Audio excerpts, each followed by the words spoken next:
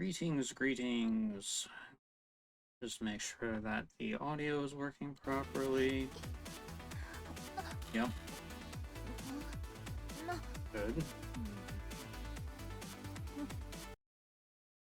Unmute myself. Set myself right on Discord.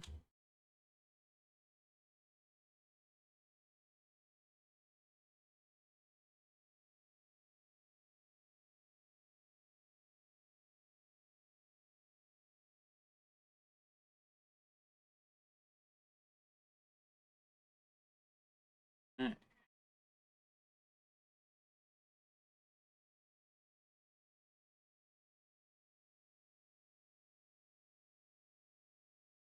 Right. Today I'm gonna actually get off my ass and fucking do the event story in a new event.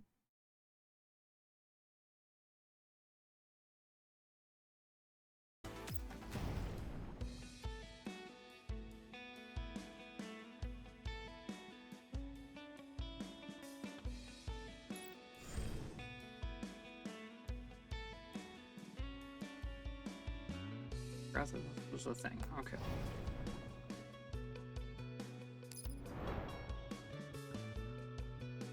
Without any further ado,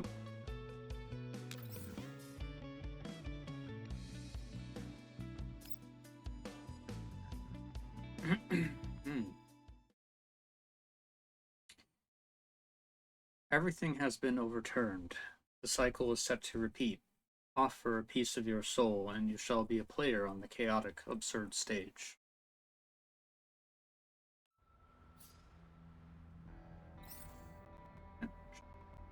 Battle?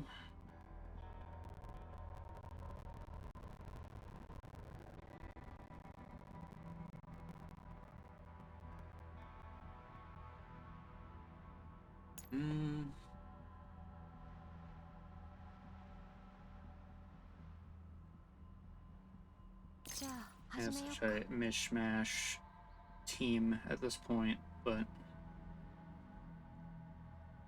whatever. Also, hopefully there will be a little less stuttering, excuse me, because I moved the game onto my SSD finally.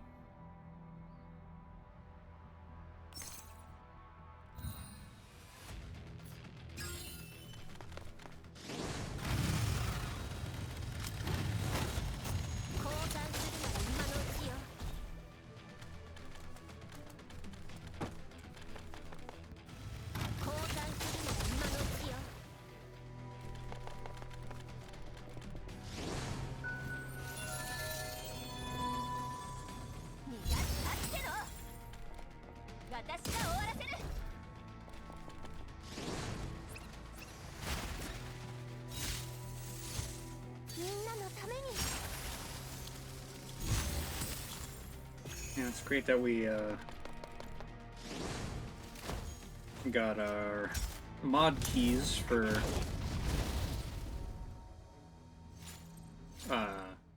UJ and Macchiato.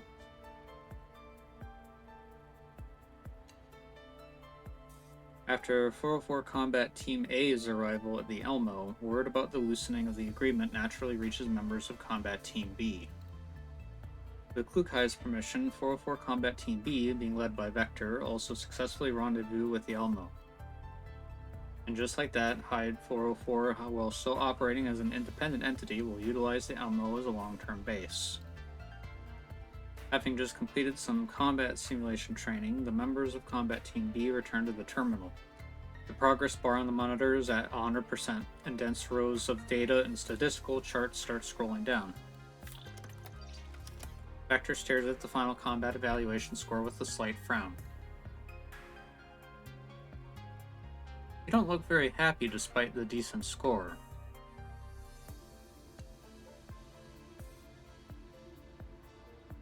Handedness is the key to effective communication among teammates, so tell me, why are you dissatisfied with the score? It's not about the score. Well, Rod, you didn't follow the operation plan we agreed upon beforehand. A good plan should be flexible enough to withstand change. As the mastermind behind the plan, I'm well aware of this, but since you find it necessary, I don't mind doing a full debrief and review. The original plan was to immobilize the enemies with a stun grenade after breaking through the door. Ruchi and I would then lay down suppressive fire from the front, while you and Harpsy would circle around and rescue the hostages. Yes, that's about right. You're correct, and you did your part. But your unexpected action affected the whole situation. Belrod raised an eyebrow in acknowledgement. Indeed, I decided to deviate from the plan to eliminate a certain unit. I don't know why there was a chandelier in the lab, but I bet the interior designer who put it there would be glad to know that their fancy light fixture was the key to our victory. If there were designers on level 2, that is. Has it occurred to you that actively altering the environment could put us at a disadvantage? I think you should make it clear what exactly you're getting at to avoid any misunderstanding. In other words, scattering glass everywhere wasn't exactly conducive to our subsequent actions or withdrawal. Shards of broken glass do no damage to doll frames. Yes, but they do harm the hostages. Pardon? Belrod is confused for a moment. We have no medical dolls on our team. If a hostage gets injured and infected under such circumstances, we wouldn't have been able to fully complete our mission. You seem to have overlooked a very important detail. Our hostages were simulated. You're right, but when we're in the real world, our standpoints would be completely reversed. If we don't consider the hostages, we would be the ones who'd end up in a recycling plant. Though, I suppose the pain wouldn't last long. No matter how many points we score on level 2, we would just be T-dolls whose lives are ruined by video games. To be fair, that would be quite fitting for me. Also, you really should have notified us before making such a drastic move.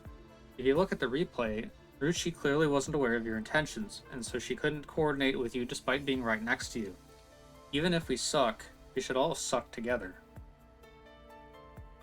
The battlefield is ever-changing.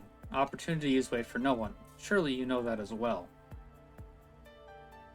You can't deny that the fact that by dropping the chandelier on the enemies, I greatly reduced the threat they posed as well as the time it took to mount the rescue, thus increasing the hostages' chances of survival. Even in the real world, loitering at the scene would be more dangerous for the hostages than getting cut by shards of glass. But if the chandelier had been rigged with a bomb or grenade, things would have turned out very differently. So what do you want me to do? Apologize for something that didn't happen but could have happened in your pathetic delusional paranoia?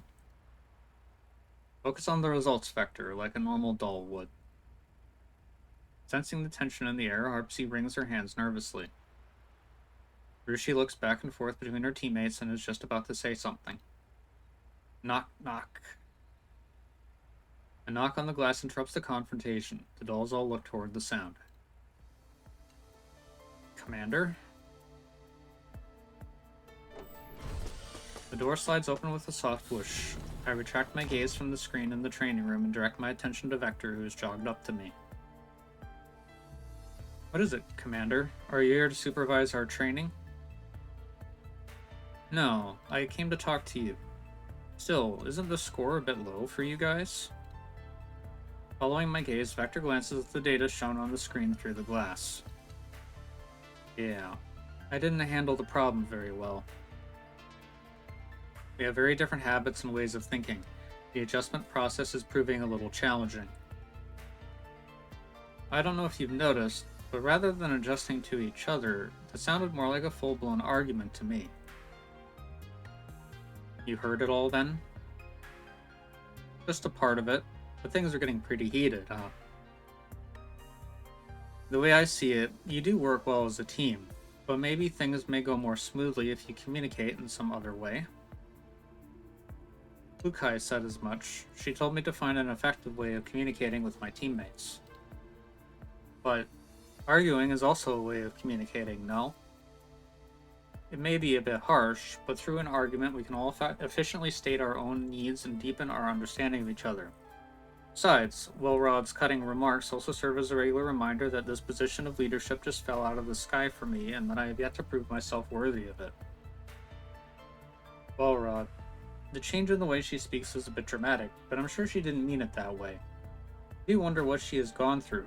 Her tongue is much sharper than it used to be. It still beats my constant self-pity.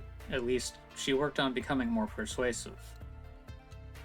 You see, on top of reaching an understanding, you also need to reach a consensus. You must also get Wilrod to trust your concern and judgment if you value cooperation. Myself again.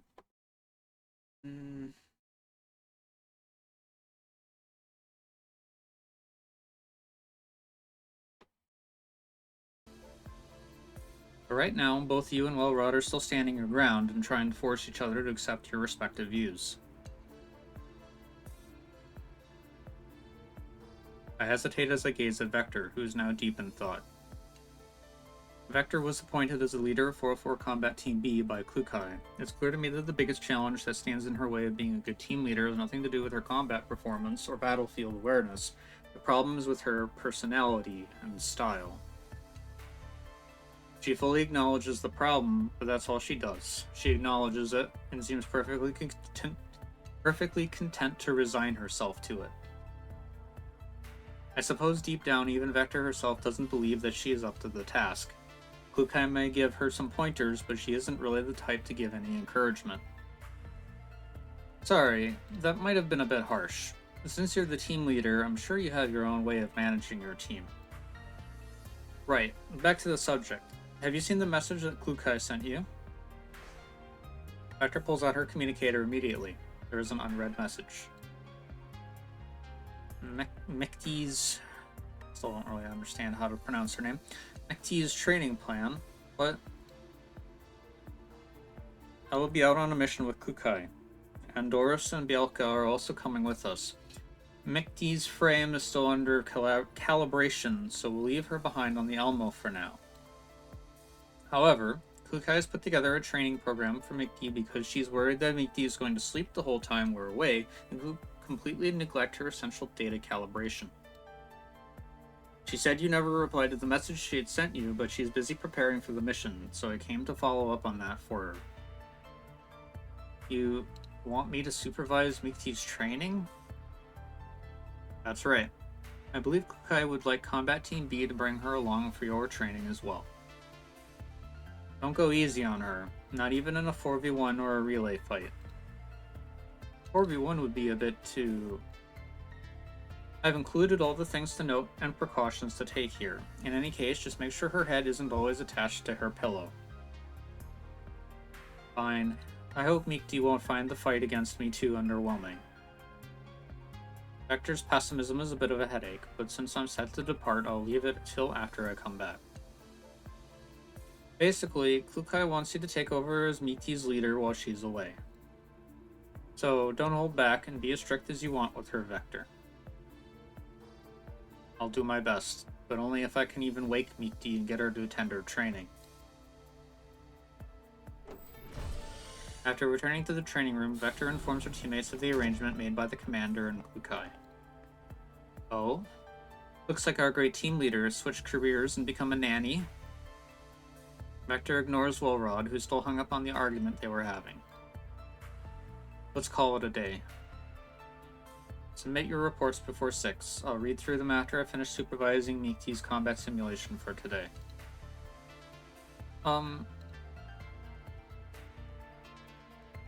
Repsi speaks up a bit timidly from her corner. What is it? Actually, may I supervise Mekti's training? Eh? You're actually volunteering for a mission, Harpsy? No, I was going to supervise Mekti's training to begin with, as a favor for Dier. Why? Because the EW tactical module she's using to debug her data was specially developed by Dier at Klukai's request. I also participated in the development of the module.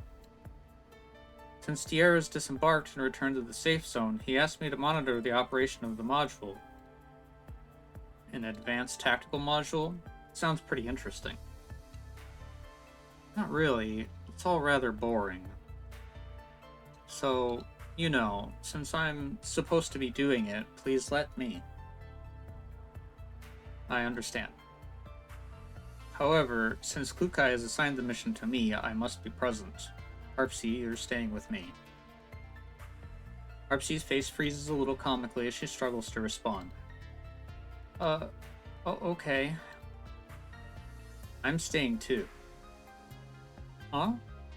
Why are you also staying, Walrod? I would love to see for myself what kind of advanced training Team A undergoes. Problem? No, if Walrod is also here, then it's all over. In that case, Vivi, count me in as well. Sure, you have better things to do. I want to spend more time with you, Vivi. Please. Staring into Rushi's expectant eyes, assuming that's how you say her name, Vector lets out a sigh. Suit yourselves. Just make sure you submit your reports by 6.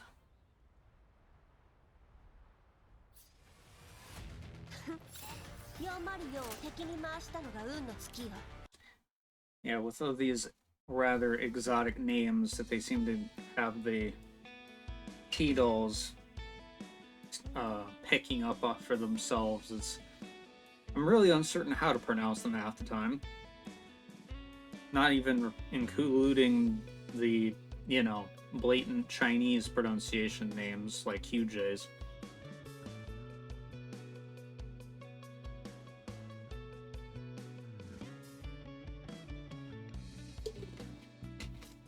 Oh. The struggle is real.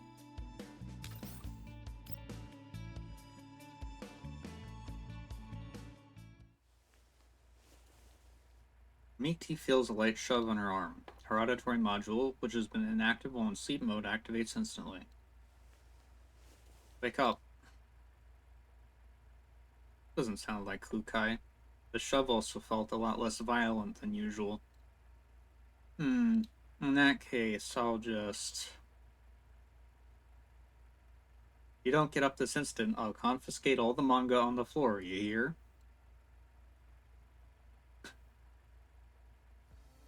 No. That's an out-of-print collectible edition of Doll X Family signed by the manga artist. It's super expensive. Mikti performs a spectacular kip-up from the beanbag sofa. She relaxes visibly once she sees who it is. Oh, it's you, Vector. Here, I invite you to praise this beanbag sofa together with me. I spent a fortune on it. It's much comfier than the couch in the lounge. See, the moment you lie down... As much as I want to join you, this isn't the time. Nikki is utterly deaf to what Vector is saying, as if she just flipped the switch. I really didn't want it to come to this, but according to the guide the Klukai has left behind, this would be the most effective thing to do. With a helpless sigh, Vector grasps Mikti by the arms, lifts her up, and shakes her back and forth with great force. Hold on. Something will come loose at this rate. Alright, I'm getting up. The heck? You're starting to act more and more like Klukai. What happened? Aren't we supposed to be best friends of the Beanbag Club? You have 7 hours to complete today's combat simulation training. If you don't complete it in time, Klukai will be notified that your training is behind schedule. It's fine. Klukai isn't even here. I'm sure even the training conference will be postponed. Hang on. How do you know about my training program? Klukai asked the commander to task me with supervising your training before she left. Even though I don't really think someone like me is in any position to supervise others. Oh, come on. She actually recruited a snitch? She even kicked up such a big fuss and got the commander involved? Wait, don't tell me she's also giving you the switch that determines my fate. What switch? Oh, nothing. Come now, Vector. Don't take everything so seriously. Remember the first tenet of our beanbag club? Never do anything now that can be put off until the last minute. 7 hours is a really long time, you see. I don't remember joining any club. Get up. Lukai didn't mention it in her message, but I'm guessing I will be held responsible if you don't complete your training in time. Seeing that she can't weasel her way out of this, Meek T slides off her beanbag sofa reluctantly. Trying to guilt trip me now. Damn it. Lukai is becoming more and more like Leva. Oh, Meek T. Morning. Isn't it almost afternoon? You guys on Team A sure are laid back. Meek T looks around the training room wordlessly and turns toward Vector.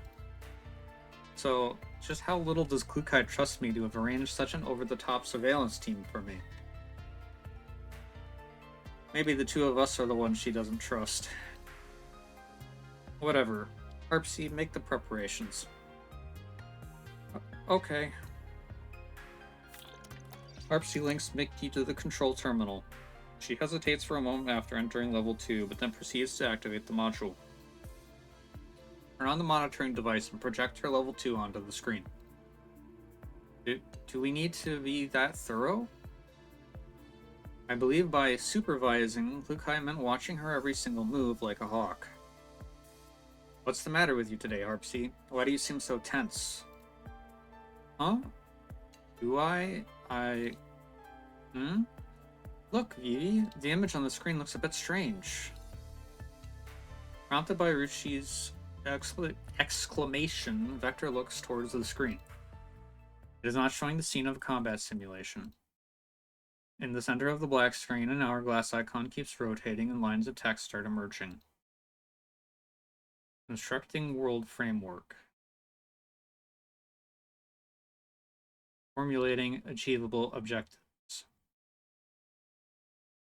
Sowing tiny seeds of malice.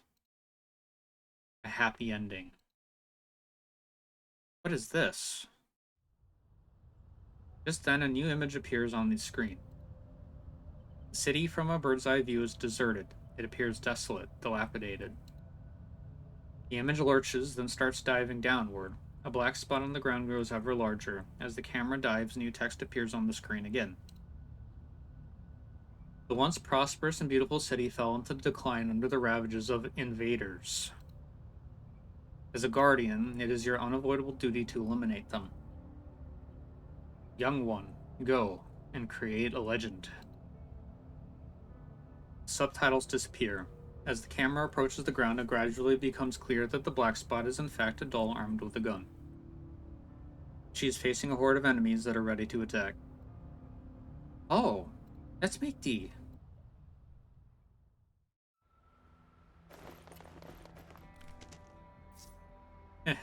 It's not a bad idea to gamify training. Well done, Harpsy. Meek T. Hey, what's going on? Oh, uh-oh, it's starting. Let's talk after this game.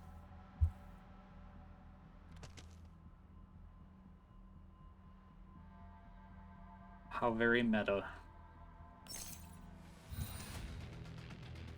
Or, you know, indeed it is actually a game.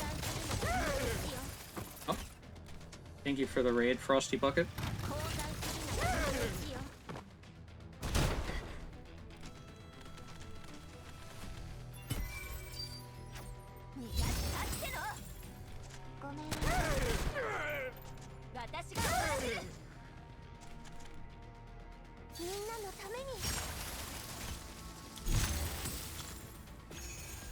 Where are you aiming that, Somi?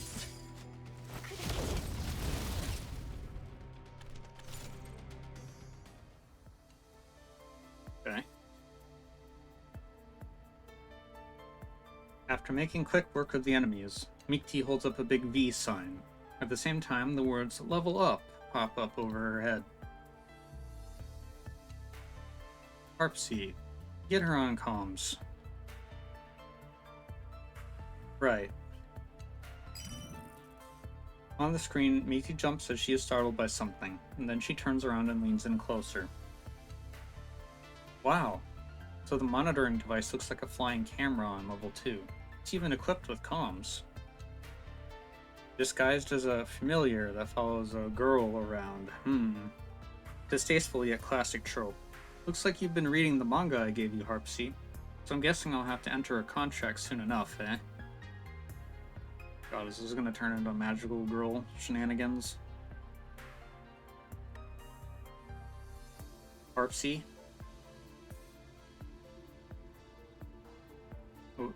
What? What's this all about? Under Vector's impassive gaze, Harpsy finally stops wringing her hands and starts fiddling with the edge of her coat instead. It's a plugin that introduces video game mechanics into combat simulations. The plot is generated by an advanced AI. It makes training more fun and interesting. I don't think we'll find anything fun and interesting once Klukai finds out about this. I know, you've been spending a lot of time on forums for game devs lately, but this mod wasn't your idea, was it? Oh, it's my idea. I asked Harpsy to whip this up. Don't you find the training these days really dull? I just can't get fired up. But is it really a good idea to turn combat simulations into games? I've actually done my research, you know. The concept of gamification has been introduced to many jobs and business activities these days. Experimental results show that it significantly improves employees' enthusiasm and productivity. For the sake of 404's training efficiency, I don't mind volunteering as the lab rat to test this out. Look. I feel like I should have gotten a notification through stream elements for the raid, but I didn't see it pop up or hear anything. Weird. I'll have to look at that later. It's possible it's just not set up correctly.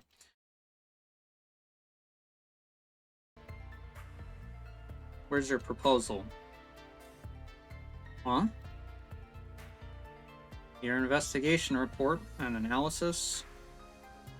It's one thing that you didn't tell me, but you actually put it into practice before clearing it with Klukai. Well, if I'd told that tyrant right from the start, my ingenious plan would have been nipped in the bud. But training shouldn't be a game. Vivi and I played a video game about warfare before, but it can't really be applied to training. Since it's for training, I'm sure Harpsy has considered the issue of applicability. To lump her in with a certain dork on Team A who only ever thinks about slacking and playing is doing her a disservice. Hey, I can still hear you. I'm not questioning Harpsy's ability, or Meekty's. The issue here is that you shouldn't have kept us in the dark about this. Anything can happen in such an unstable operating environment. You are indeed very perceptive of potential dangers in certain situations, but don't forget, this is just a game plugin. Dolls don't take any damage in virtual space. Why don't you give your worst case scenario algorithm a break? Harpsy gradually starts to regain her composure. She peers at Vector woefully. Belrod's face appears calm, but her eyes still flicker with emotion. You see, on top of reaching an understanding, you also need to reach a consensus. You must also get Welrod to trust your concern and judgment if you value cooperation. But right now, both you and Welrod are still standing your ground and trying to force each other to accept your respective views. To reach a consensus, maybe I should yield a little.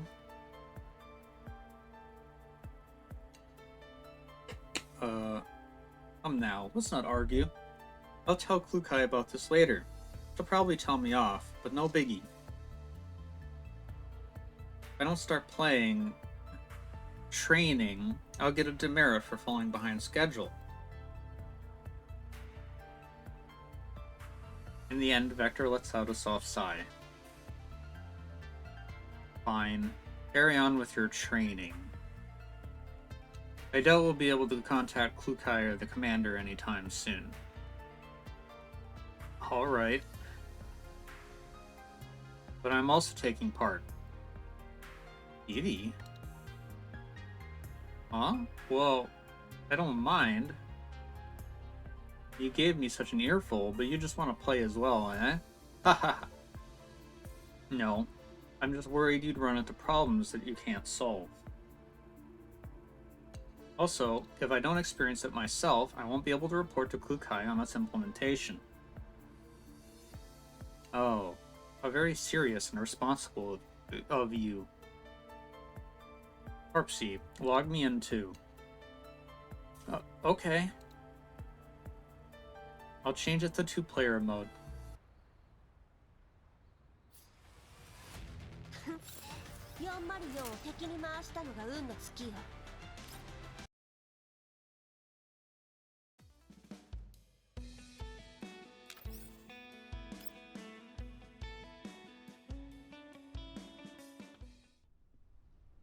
The overgrown weeds and cracked soil beneath Vector's feet stretch all the way to the high walls surrounding the city in the distance. Using the watch-like operating device fixed on her wrist, Vector opens the area map. On the map, the red cursors representing her and Mikti are drawing closer together. Vector! Over here! The wind carries Mikti's holler. Vector studies her surroundings. Her attention is immediately drawn to a red telephone booth not far from her. She then catches a sight of Mikti, who's bouncing up and down right next to the phone booth, waving her arms around. Her hair is frizzy and messy, like a bunch of weeds. Vector, the brave, are you ready to set upon this adventure with me? I think I am. No, you're not. But that's alright. Mikti the Great Prophet will guide your way. Come, head inside. Mikti points at the red phone booth.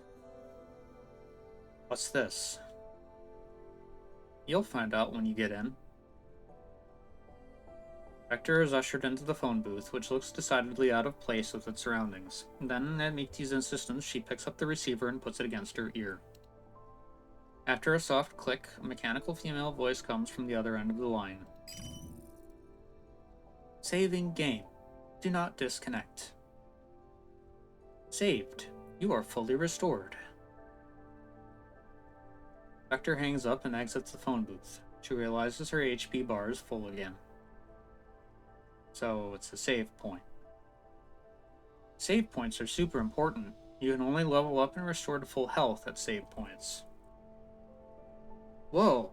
How come you jumped 3 levels in an instant? Your level's not even higher than me, the Great Prophet. I killed several Elids on the way. You get more XP from farming Elid mobs? That shouldn't be the case. Are you really Mikti? Of course I am. Why do you ask? Your energetic demeanor and genuine effort in problem-solving are incongruent with my neural records. I told you as much. Gaming can boost enthusiasm. If you were this enthusiastic in real life, Klukai wouldn't have... Sound of a bullet slicing through the air. Sniper! 11 o'clock. The 2 dolls dive to the side of the road. The next second, the bullet hole appears on the spot where they were just standing. Vector promptly draws her submachine gun and aims it at the source of the shot, but she freezes at the sight of their attacker. The doll standing on the slope not far away sports corkscrew twin tails that are most familiar to Vector. Relax, that was just a greeting. But her attitude is utterly unfamiliar. Huh? Rushi? Why is she also in the game? That's not Rushi. The Rushe? I don't fucking know. What? Who are you? Ruina Crystallis lies just ahead. It is not a place meant for morons like you. I've seen too many who risked everything trying to make a fortune, but ended up paying with their lives. Ruche, who bears the name tag number 90 above her head, continues her monologue as if she hasn't heard Vector's question at all. You're right. Ruche doesn't talk like Klukai. What? You don't know about Ruina Crystallis? The technology of converting collapsed crystals into crystal energy has won the city worldwide renown. Just how ignorant are you? Collapsed crystal. Crystal energy? Crystal energy has made Ruina Crystallis the most prosperous and affluent city in the world, and is the best place for us crystal hunters to find jobs. Unfortunately, the largest arterial crystal pipe in there exploded, and the radiation release led to the creation of countless invaders. It is all because of the wanton destruction they caused that Ruina Crystallis is in this sorry state. Ruche's tone and gestures become increasingly impassioned. It's almost as if a spotlight is shining on her as she soliloquies. Okay. Quizzes. Never seen that word in that form. But even as a set of ruins, the remaining collapsed crystals in Ruina Crystallis still still attract countless fools who dream of getting rich overnight. If you're just headless flies driven by greed, I advise you to turn around and scram as fast as you can. What the hell's she on about? Huh? You're not headless flies, you say? Then who on earth are you? After that, Ruche freezes like someone has pushed a pause button on her. She just stares at them unmovingly. 2 lines of text appear in front of her out of thin air. A. We are not headless flies. B. We are guardians who have come to save the city. She seems to be automatically filtering what we say. These 2 lines are responses? Oh, maybe. What? Maybe we're in a cutscene, and these 2 lines are choices that will set us on different plot branches. In that case, Rushi, no, this number 90 must be an NPC? NPC. Mikti, have you ever encountered this when you used your plugin previously? Nope. Plots were all really simple. It's either slaying a dragon to save a princess, or collecting little beasts as pets. Aha! Why don't we just ask Harpsy, the creator of the plugin? Harpsy, what's going on here? But the surveillance camera simply flutters around them, giving no response. Strange. The comms line disconnected? Huh? Then let's just randomly pick an answer. Nikti reads the 2 lines quickly. Let's not beat around the bush and just state our identity. We are guardians who have come to save the city. Wow, that sounded pretty badass. Ruche comes to life again after receiving a new input. Guardians? Could weaklings like you actually be guardians? Since you're guardians, I have no reason to stop you, though I seriously question your ability to save Ruina Crystallis. How dare you question us? To prevent you from a humiliating death, I have some information to share with you.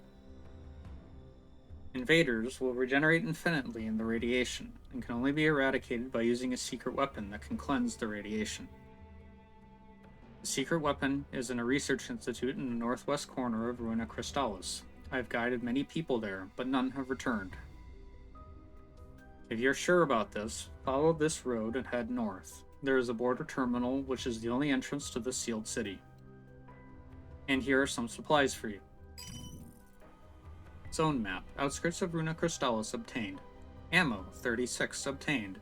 Main story quest updated. Head to the Research Institute in Ruina Crystallis. As the mechanical female voice speaks again, the dolls feel a soft vibration on their wrists. Now go, and complete your mission. Stop taking up space here. With that, Ruche freezes again. Almost at the same time, a frantic voice shrieks from the surveillance camera. Vivi, that wasn't me. I would never call you a fool or a moron. Delete that from your neural logs.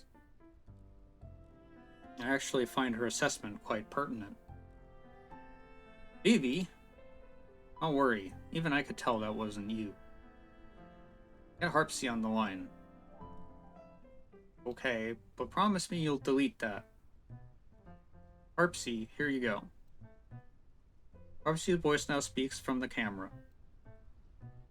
Vector. Why did the comms line get disconnected just now? It didn't. To enhance gaming immersion, voice input is automatically disabled when entering a cutscene. So that number 90 really is an NPC. Yes. The creative AI implanted in the plugin can only write very simple things in the early stages. After a period of time, it will learn and upgrade itself by reading the subject's neural logs. Maybe this is why Mikti had never encountered any NPCs before. Reading the subject's neural logs. That's right. Due to a lack of R&D funding, some of the settings as well as the NPC's models and appearances are randomly extracted and recreated from dolls that have taken part in past combat simulations and their neural logs.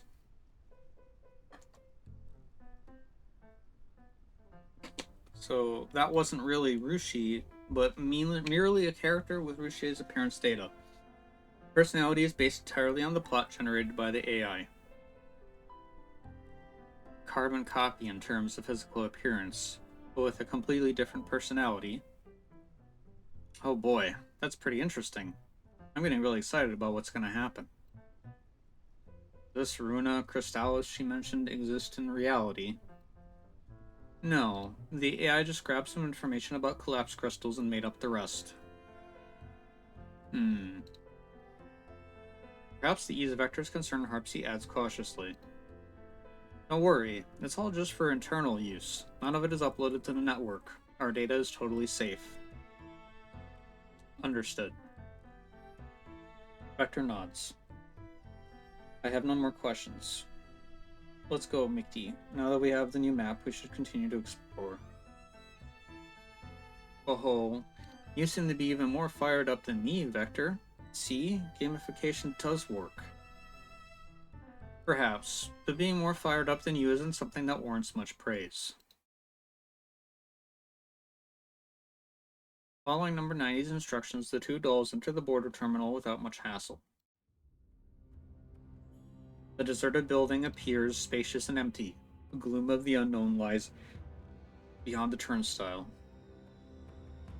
Wow, it looks almost like a passage that leads to some kind of alternate dimension.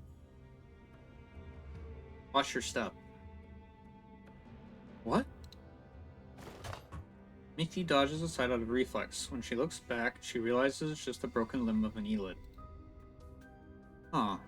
Now that I take a good look, the whole place is littered with eyelid remains. I have a bad feeling about this. Once we go through this passage, we should be in the city. Vector peers at Mikti's health bar. By the way, I've been meaning to ask. What? What's that grayish-white thing underneath our health bar? It goes down periodically. Oh, that's... All of a sudden, a piercing howl interrupts their conversation. Vector's eyes flash as she darts a glance behind her. Duck! Enemy attack!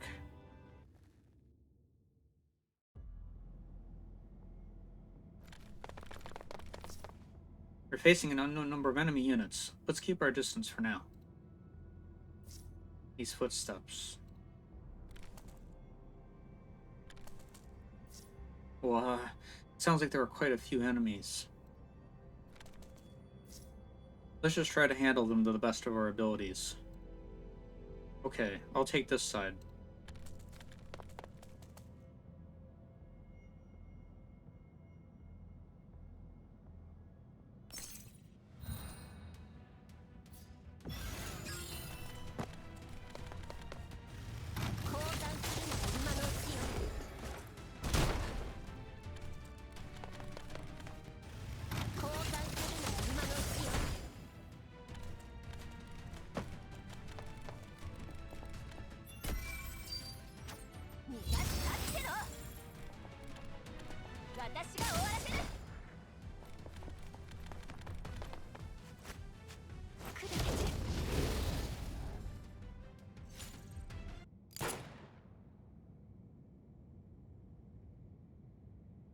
last Elid was shot through the head and topples to the ground even while lunging forward.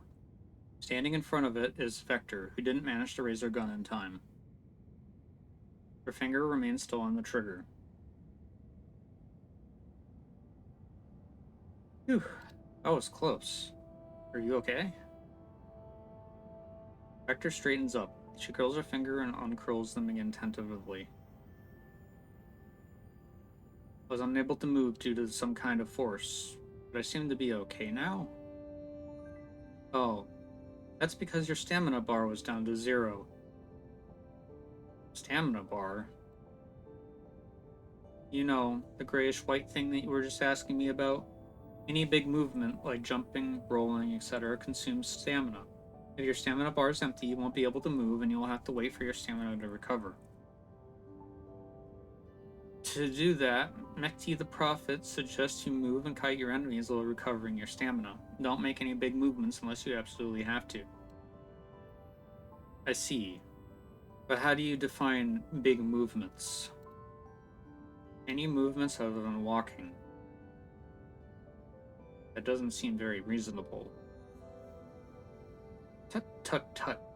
What are you talking about? This is the essence of this kind of game. Stamina management is the key that sets noobs and pros apart. You still have much to learn, newbie Vector.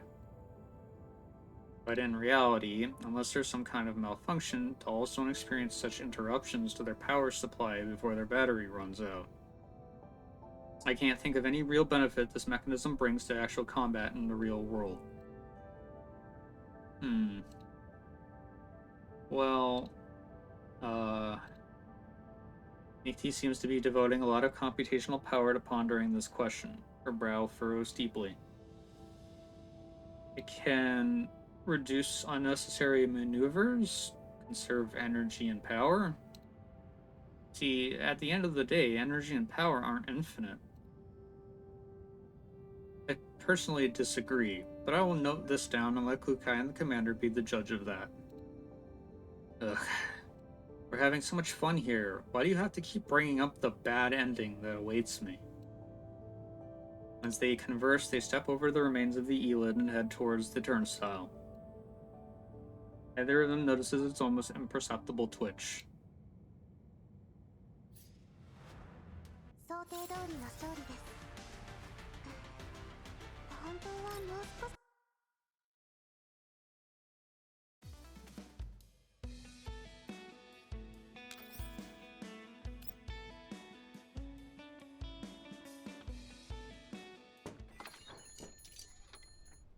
With a soft click, Vector and Mickey exit the phone booth. Before them lie the familiar weeds and cracked earth. The bloody text, "You died," remains hauntingly fresh in their memory. Wait, why are we here again? You return to the last save point only when you die. So clearly, we just died. How? I have no idea. I was talking to you, so I didn't see anything. Something probably ambushed us from behind. Just then, the surveillance camera pipes up while circling around them. Vivi, I saw it. It was the Elid that you shot down. It was feigning death. It was the one who attacked you from behind. Elid? It feigned death? We've been had. I should have known there would be such sneaky-ass moves in this kind of game. Yep. Hang on. Am I being ignorant here? Have you ever seen an Elid that knows how to feign death? I haven't. That doesn't really rule out the possibility. When it's a matter of life and death, even the poor Elids have to pick up some cunning tricks. If that's true, then all commissions that involve Elids would double in price. This time, it's Radu speaks through the camera. Vector, isn't this one of those extreme unlikelihoods that you're so obsessed with? This shouldn't be so far-fetched according to your logic. The derision in Wellrod's tone does not escape Vector, but she makes no rebuke. Instead, she pulls up the game interface. We are missing a certain amount of ammo and 531 XP. Is this a system error? Oh, nah. It's probably the penalty for dying. Penalty for dying? Just as we get drops as a reward for killing enemies, if we die, we also lose supplies and XP. But the supplies are usually retrievable at the location of our death. Wouldn't they be seized by the enemies? Huh? That'd be way too infuriating, no? These are the player's hard-earned supplies. If any game implements that, it'll flop real hard as soon as it launches. Though it might actually be an interesting gimmick. Feels like the game is dragging us around by the nose. Yeah, I totally get what you mean. Sometimes when you just can't beat the game and you're so angry you just want to quit, you'll think to yourself, oh, I should at least pick up the loot before quitting.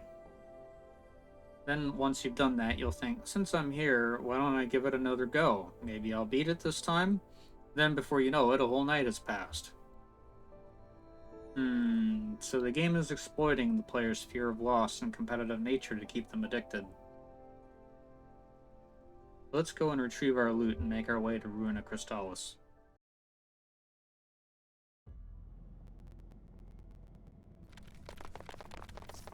We'll have to be careful this time around. We'll be fine. I know that Elids here can play dead now.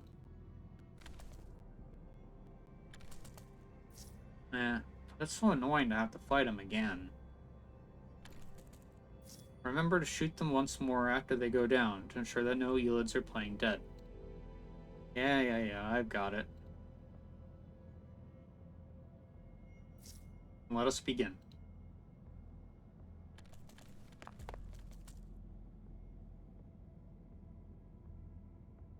And I see what you did here, devs. I think you're slick.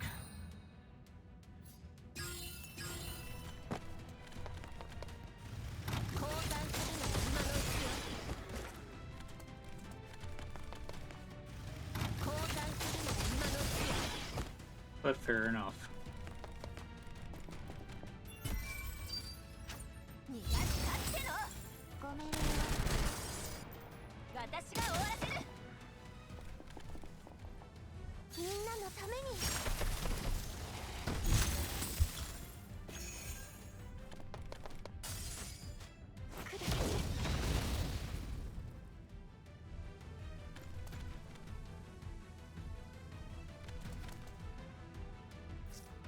That was close. I was starting to think that I would lose.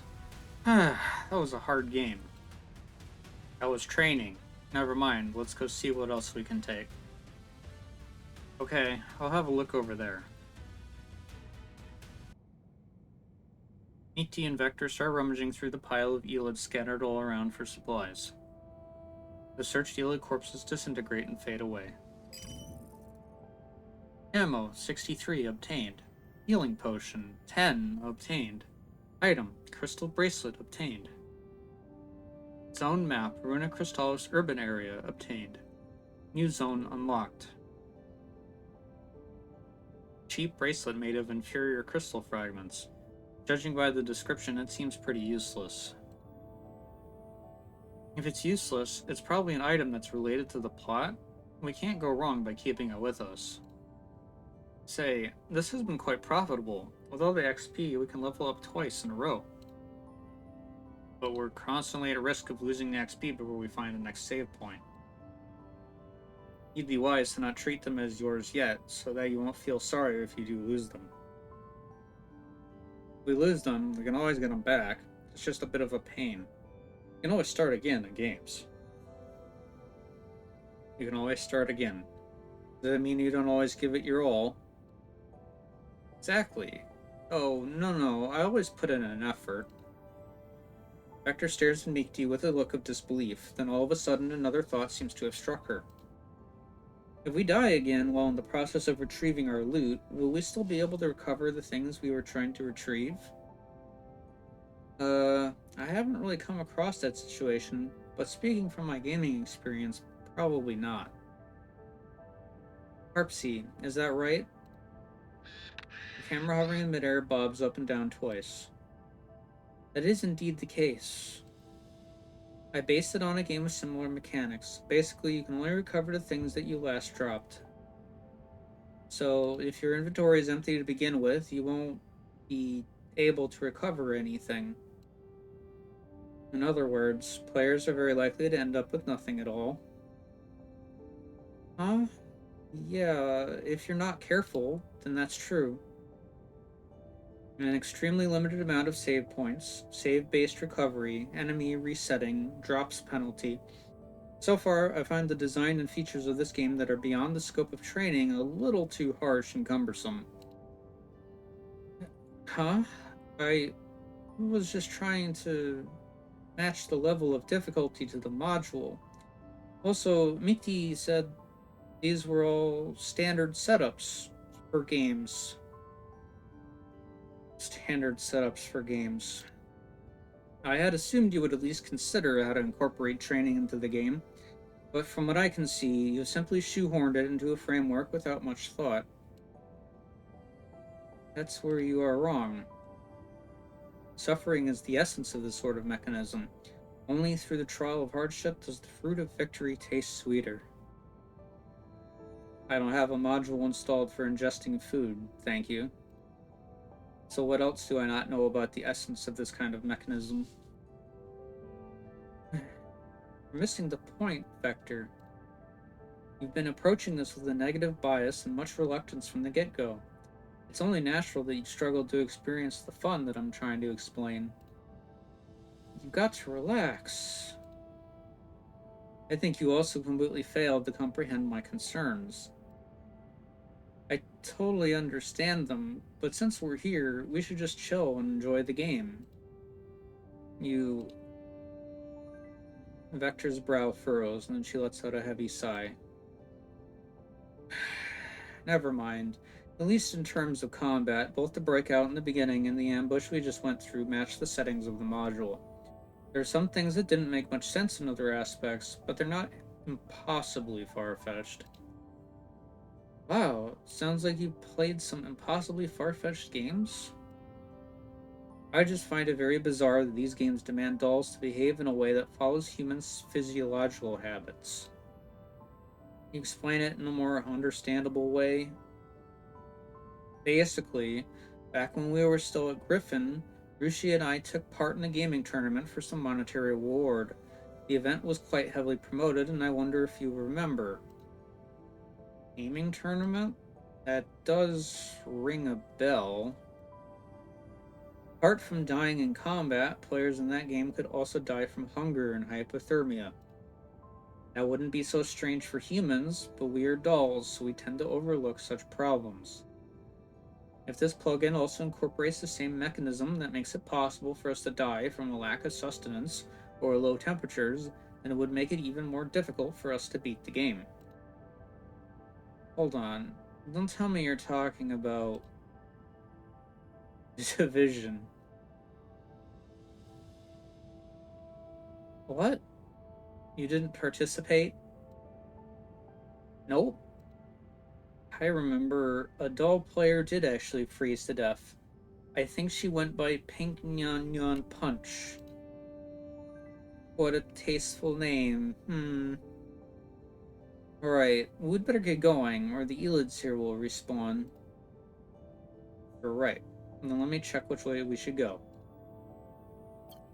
After scrutinizing the map for a while, Vector plots out a serpentine route. Looks like we'll be spending quite some time on the road. The Research Institute and the border terminal are on two diagonally opposite ends of the city. Oh, that's really far. How long will it take for us to get there? Running across the map is always such a chore. Can't we just travel along a straight line here? AT points at a straight passage leading to the northwest area marked with the dotted line on the map. The mouth of the passage is right ahead of them. Underground transportation hub of Arena Crystallis? Are you sure? Anything underground always sounds particularly ominous. The value of training is demonstrated in dangerous places. We're not tourists, so what's the point in spending so much time on the road? You're right. It's more important to complete the training.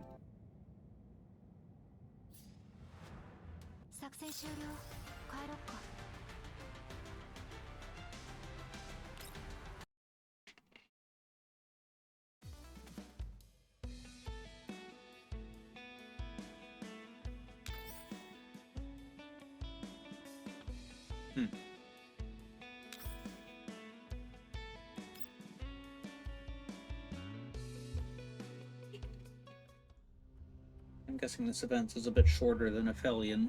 Well, it makes sense, because that was a two-parter.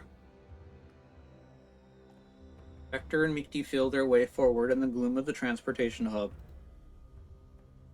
If we die again, let's not go underground again. According to the map, this is the fastest route to the Research Institute. The route above ground is too meandering. But at least we're much less likely to get surrounded and brutally killed by enemies in the dark, like just now, don't you think? I didn't know our night vision was disabled. Our most recent death cost us 1,500 XP, 110 ammo, and 25 healing potions. All our effort down the drain, just like that. Don't just assume we're definitely gonna die. We've gone through this part before, so we can just counterattack following the enemy's sequences of attack, right? Then have you memorized the enemy's sequence of attack? Well, 2 came from straight ahead, then 3 from the left, and 1 from behind? Wrong. There were 2 enemies attacking us from behind. The one who grabbed you crawled up to us on the ground, while the one who attacked me was hanging from the ceiling. Vector feels the doll behind her shiver. That sounded like something right out of a horror game. But since you've memorized it, we should be fine, no? There's no telling if we will encounter more enemies after that. You're right. Games like this love kicking you when you're down. Seriously, this AI has really gotten the sadism of certain game devs down pat. Sadism? Going by your own logic, I thought this would also be a so-called essence of these games. It's only an essence after you beat the game. Before that, it's all the dev sadism. And it's just exhausting. I feel like I've reached the point where I just quit the game and go to sleep. But this is your training. Oh.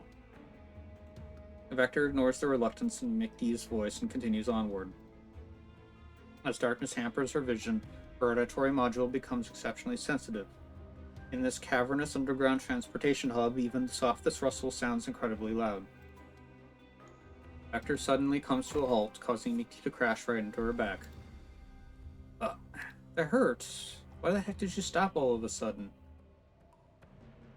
Hush, stay quiet, and crank up your auditory module's sensitivity. Why are you being all secretive? Mikti rubs her forehead and does as instructed. A buzzing noise like the flapping of bee wings grows clearer and clearer from ahead. Is it coming from here? Vector places her hand on the wall next to her and feels her way down inch by inch. What? There's a vent here, and a sound is coming from inside. Mikti, back up a bit. Huh? Okay. After a burst of gunshots, something plate-like falls to the ground with a clang. The opening should be wide enough. Wait, you're going in there? I want to see what is making that noise. The sound is too rhythmic, which seems suspicious. To prevent us from encountering anything unexpected again while we're on the way to recover the supplies we've lost, we must eliminate all unfavorable conditions in advance. You have a point. This could be a hidden stage or something. Then make it quick. I'll wait here for you. Mikti lets out a massive yawn. She seems to have grown tired of being energetic. Have you forgotten who's supposed to complete her training here? I haven't. But what if we wipe in there? All our worldly possessions will get swallowed by the system again. That's why I told you not to think of them as yours. If we wipe, we'll just start again. We can start again however many times we want, since it's a game, right? Wow, I can scarcely believe Vector actually said something so reckless. I'm just doing my best to comprehend your idea of fun. After turning a few bends along the ventilation duct, the two dolls' vision becomes clearer and clearer as their eyes capture a little bit of light. At last, they reach the other end of the ventilation duct. Vector dislodges the metal plate by force, and light floods their vision. Metal buckets and storage boxes are scattered all around in a space which is neither big nor small. Several switches are mounted on the walls, and several generators are locked behind metal fences on either side of the passage. This is a generator room? But these generators aren't running, so where's the power coming from? And what's that mechanical sound? Could it be that? Vector looks toward where Miki is pointing and sees an electrical cable traveling down the wall and across the passage. The cable is connected to a glass container device. Sparkling crystal is suspended in the glass container, slowly rotating while emitting a rhythmic buzz. That's... Just as they make it to approach it, the sound of a glass container crashing to the ground suddenly comes from behind them. They quickly dart behind a pillar and raise their weapons. The person who has suddenly appeared behind them is currently grabbing at her own face with both hands, looking utterly terrified. I've been spotted. That Harpsy? It is Harpsy. The hovering camera wobbles in the air as if in protest, but it makes no sound. Spotted lab rats will be eaten. What should I do? What should I do? The NPC named TMP appears to be in a state of extreme panic. She keeps pacing around the pillar in the passage manically. Then all of a sudden she stops. Phew, I need to calm down. Calm down and think. Oh, right. I have to find the anywhere door. Oh, God. If I find the anywhere door, I'll be able to leave. She looks around. Her face lights up in glee as her gaze lands on one of the storage boxes. Found it! Ha ha ha ha! TMP steps right into the box and closes the lid above her head in one fluid movement.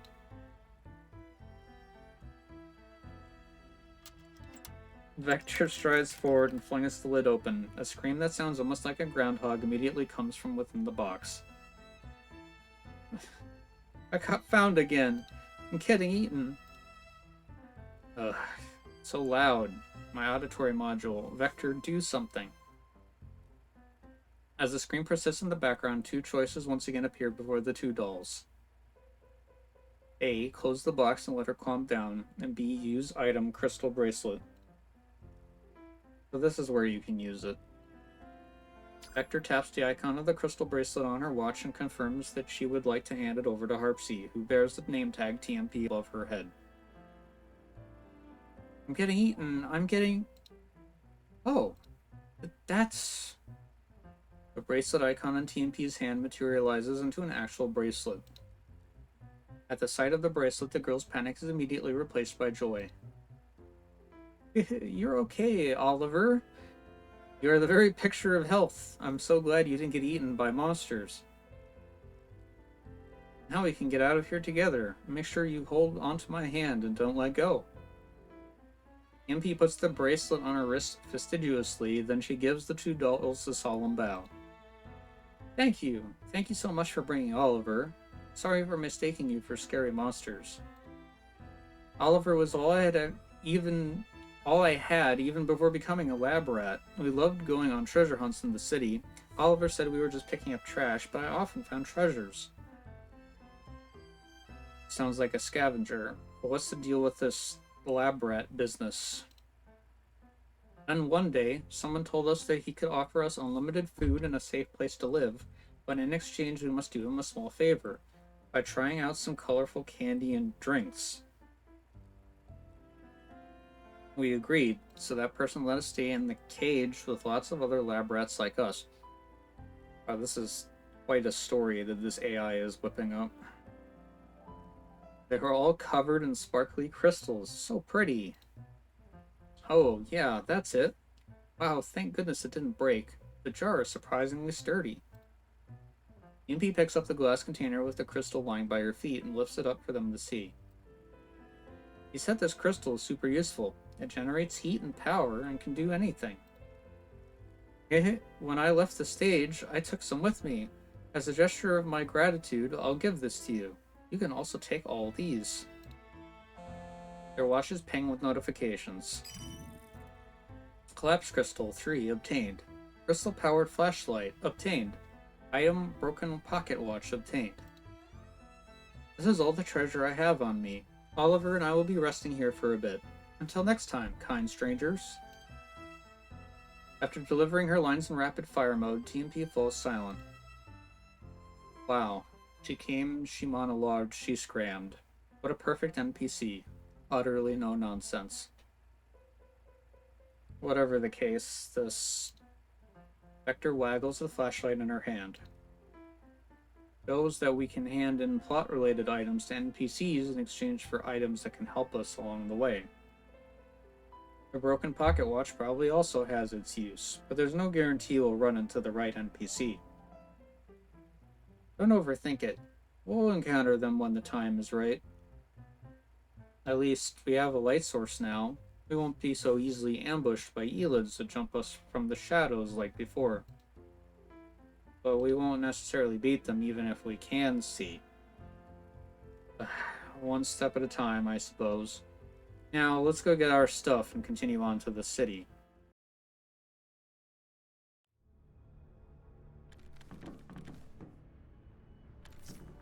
I can finally see clearly. Wow, so many enemies lying in ambush. All units be cautioned and take care to not be ambushed again.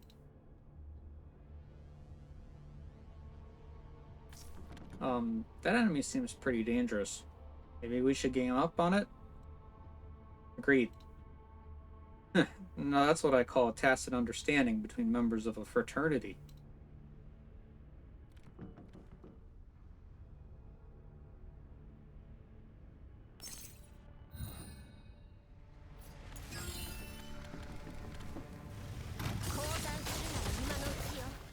And then we turn on auto mode.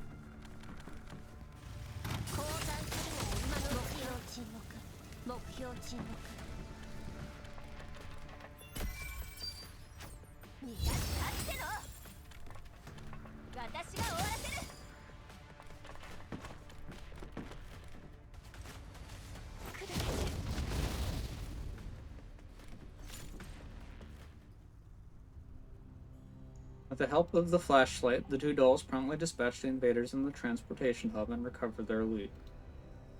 Watching her XP bar slowly grow, Mikti lets out a long exhale. I'm kind of in the mood again. Something's not right. Huh? I recovered less than 2/3 of my previous XP. I also have fewer supplies than before. What about you?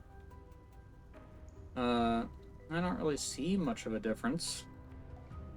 On top of the loot, I have a feeling that something important is missing. Something important? It's all simulated data here, so you shouldn't lose anything. If you lost important neural logs, your neural module would also flag it. That's true. But I'm absolutely certain that this isn't all the loot. Could be a bug. Bugs are pretty common in games. Just ask Harpsy for a patch update. Harpsy, can you please take a look? Sure thing. Leave it to me. While you're at it, also check the surveillance connection. Your voice is getting fuzzy. Okay. When they finally emerge from the underground transportation hub, the sunlight is so strong that Mikti has to squint her eyes. We're finally out of that dark and miserable place. So this is the city proper of Ruina Crystallis? It doesn't seem all that different from the satellite cities we visited before. The image is taken from our neural logs, after all. But there are differences. Look over there. There are colorful glass pipes of varying thickness and lengths as far as the eye can see. Some of them lie over underturned Oh, wow. Some of them lie under overturned floor tiles, some are poking out of the broken walls, while others are completely exposed outside. Most of them are cracked and broken, like icicles piercing the city. I wonder what these colorful glass pipes are for. This must be the crystal pipe explosion or whatnot that the NPC Rushi mentioned. Crystal pipe, Rushi. While Vector is still deep in thought, a mellow voice speaks up from behind. Those are crystal pipes. They're for transmitting crystal energy. Doris? And Doris, who has appeared behind them at some point, clasps her hands and blinks, her lips curl into a prim smile. Ever since people discovered how to convert collapse crystals into energy, the city began laying pipes made of the special material on a large scale to transmit energy to every corner of the city. The city was therefore named Runa Crystallis, and the pipes were also named crystal pipes. These rainbow-like crystal pipes were essentially the arteries of the city. Right. Are you crystal hunters? Crystal hunters? No. You managed to reach the city proper. You may not be crystal hunters, but you're no ordinary people either. We're nothing extraordinary either. We're actually guardians. Guardians? Impressive. No wonder you suffered no injuries on your journey here. Well, that's not entirely... What is it, Vector? Feeling a tug on her sleeve, Mikti looks back at Vector. Don't you think there's something strange about her? Strange? Yeah, you're right. It's like talking to Endorse in the flesh. That's not what I mean. Have you noticed that our interactions with the other NPCs are done through multiple choice questions, whereas she's able to converse with us freely? Maybe it's just a fluke that her pre-scripted response matched the conversation? Let me try again. Mikti clears her throat. Endorse. My name is G36KSK. Damn, she actually registers what we're saying. She's different from the previous NPCs. We'd better be careful. And who are you? I'm a mercenary dispatched to Runa Crystallis to search for and rescue survivors. You're here on your own? I came with a company, but the intelligence we received was inaccurate.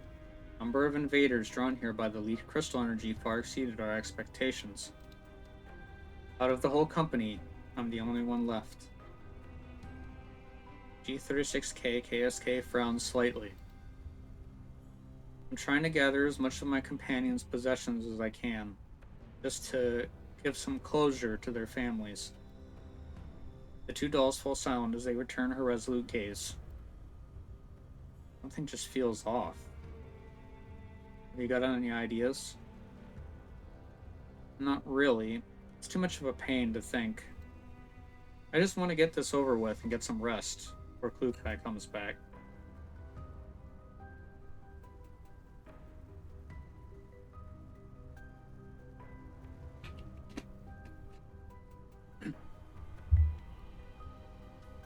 Have the motivational effects of this gamification thing worn off already? Well, even a gamer girl would get bored after playing for so long. Klukai? No, nothing. You're gathering your fallen companion's possessions, you say? Have you found anything yet? No. It's like trying to find needles in a haystack. Possessions. As Vector ponders this, she suddenly thinks of the broken pocket watch. Maybe you could take a look at this. Vector taps her watch to give the broken pocket watch to G36K KSK. Light particles gather to form a physical object in G36K's palm, an actual pocket watch. This is... She opens the pocket watch with great care and her eyes well up with tears. This belonged to a friend. Thank you. G36K turns the open pocket watch to show Mikti and Vector what's inside. Photos engraved on the inside of the cover. The subject with blonde hair and green eyes glares at them with scornful eyes.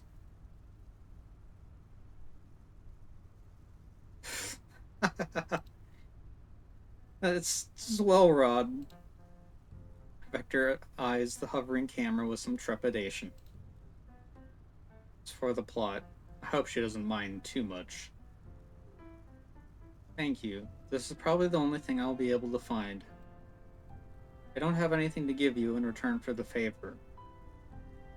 Huh? Nothing at all? I thought we would gain some kind of new skill or some amazing items, like an armor of revival or something like that.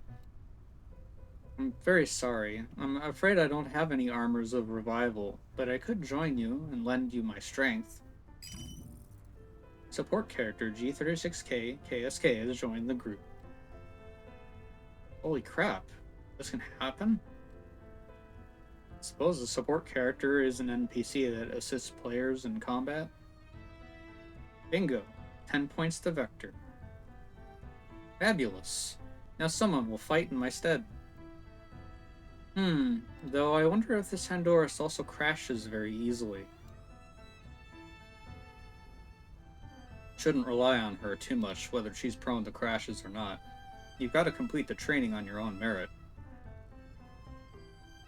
Don't worry, support NPCs are only there to balance out the game difficulty.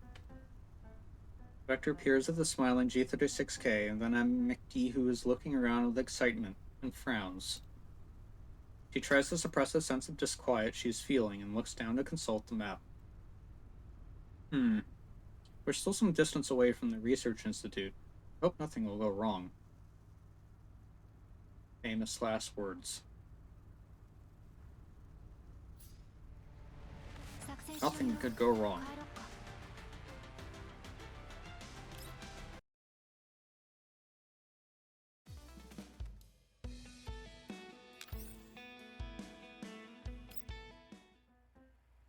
While Harpsy is focused on checking the codes on the terminal, while Rod and Ruche are watching the surveillance feed from level 2 on the monitor.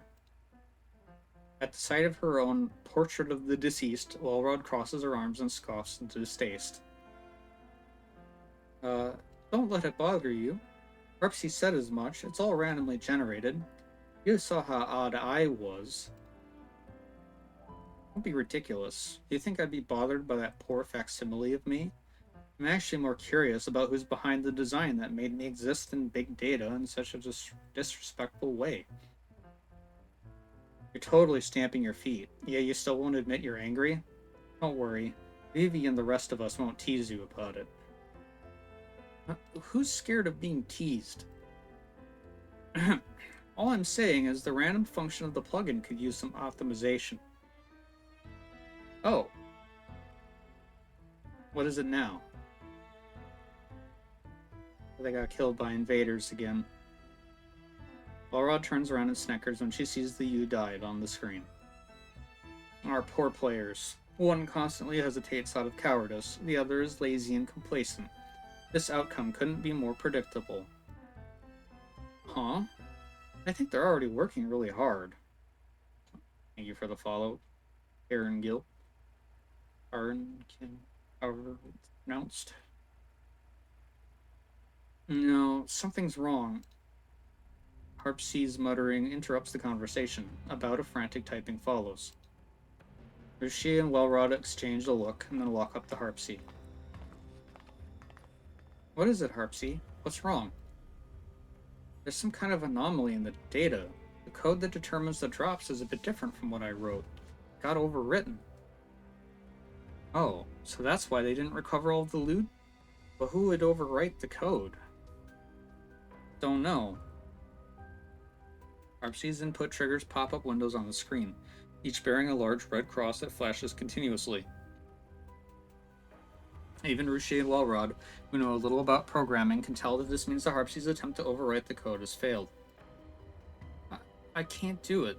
The editing permissions are completely locked. I can't make any changes. Who on the outside could possibly bypass my access permissions? Here? No. Could it be a virus? But I wasn't connected to any external network when developing and running the program. I'll let these distractions befuddle you, Harpsy. I think it's time for the two dolls lost in their fantasy of playing Guardians to wake up from their dream. Alright, contact them and tell them to disconnect from level 2 right away. Wow, I feel it won't be that easy. Harpsy clicks the comms button on the terminal, but the error pop-up appears on the screen again. Comms are jammed. Jammed? Anything else that seems out of the ordinary? Let me see. Harpsy types away on her keyboard. As rows upon rows of text scroll down the terminal screen, Harpsy knits her brows. The drops aren't the only thing that got overwritten. Even their neural data. Neural data? Every time they die, they lose a certain portion of their neural data. The data flow is untraceable.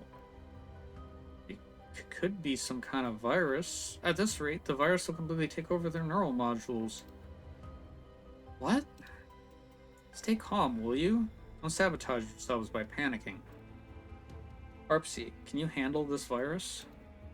I don't know. I tried to trace it, but the virus is probably capable of hiding its tracks, so I can't issue the command to terminate the program either. What should we do? Unfortunately, panicking won't help you trace the data flow either. Calm down, Harpsy. You are one of the creators of this module and plugin. No one knows it better than you. To be fair, Tier probably knows it better than me. But if we ask Tier for help, Klukai will also find out. Then The cat ears on Harpsy's head droop instantly, probably at the thought of Klukai. I know Klukai is scary, but Vivi and Mekti's safety is more important here. I know. It's not like I don't care about their safety. I just... Seeing that Harpsy is on the verge of tears, Wellrod bends down and rests her hands on Harpsy's shoulders. She looks directly into her eyes.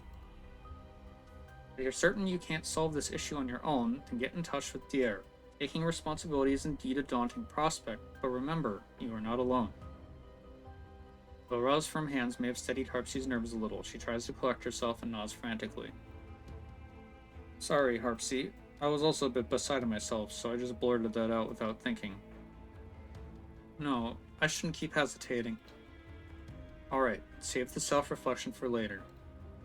Now, let's get moving. Wellrod claps her hands. Harpsy, contact Dier.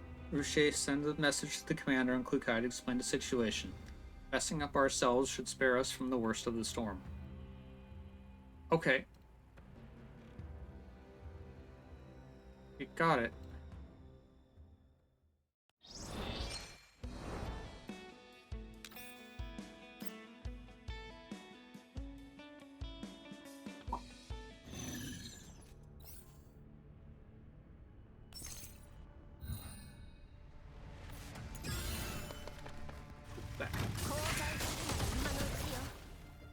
Wipe all of the enemies. In mostly one turn.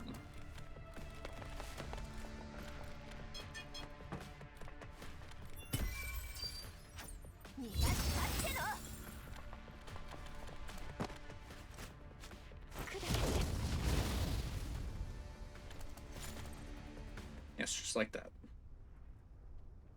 Mekti takes in the defeated enemies all around her and expresses her heartfelt admiration. Some have fallen headfirst into the pit, while others are hanging on the guardrails. Ooh, such ruthless firepower, such agility, the ferocity of a one-doll army. Have I pulled an SP version of some SSR unit? You flatter me. I'm simply performing my duty. She's even as gentle as Endorse. Isn't she too perfect? Not that there's anything wrong with the actual Endorse. Just leave all the combat to me. Wow, I've been waiting for so long, and someone finally says this to me. This is, indeed, the dependable junior that I've long dreamed of. Not that I'm complaining about the actual Bielka and Endorse. Doctor looks at Mikti, who is hanging onto G36K like a rucksack with a hint of helplessness. Are you planning to make her carry you the whole way? What's the problem? It's not like a walking is part of the training. I think a chewing out by Klukai is inevitable at this point, but if she sees you like this through the surveillance recording... Just a matter of a 500-shot drill turning into an 800-shot drill. Quantitative change often leads to qualitative change. She might start tormenting you by targeting your precious collection instead. Suddenly remembering her large collection of special edition manga and merch, Miki lets go of G36K demurely. Bukai is away, but she still stalks me like my own shadow. Alright, let's go and retrieve our loot. Miki and Vector walk towards the two beams of light not far away. The loot enters their respective inventories in a burst of light. Noticing the problem, the two dolls look up at each other almost at the same time. I think you're right about the deducted loot. We only got back less than half of the XP and supplies. Harpsy, have you figured out what's wrong? Camera hovers smoothly next to them. It makes no response. Harpsy? What's going on? I'm not in the middle of a cutscene right now, so why are comms being jammed? Vector, this Harpy?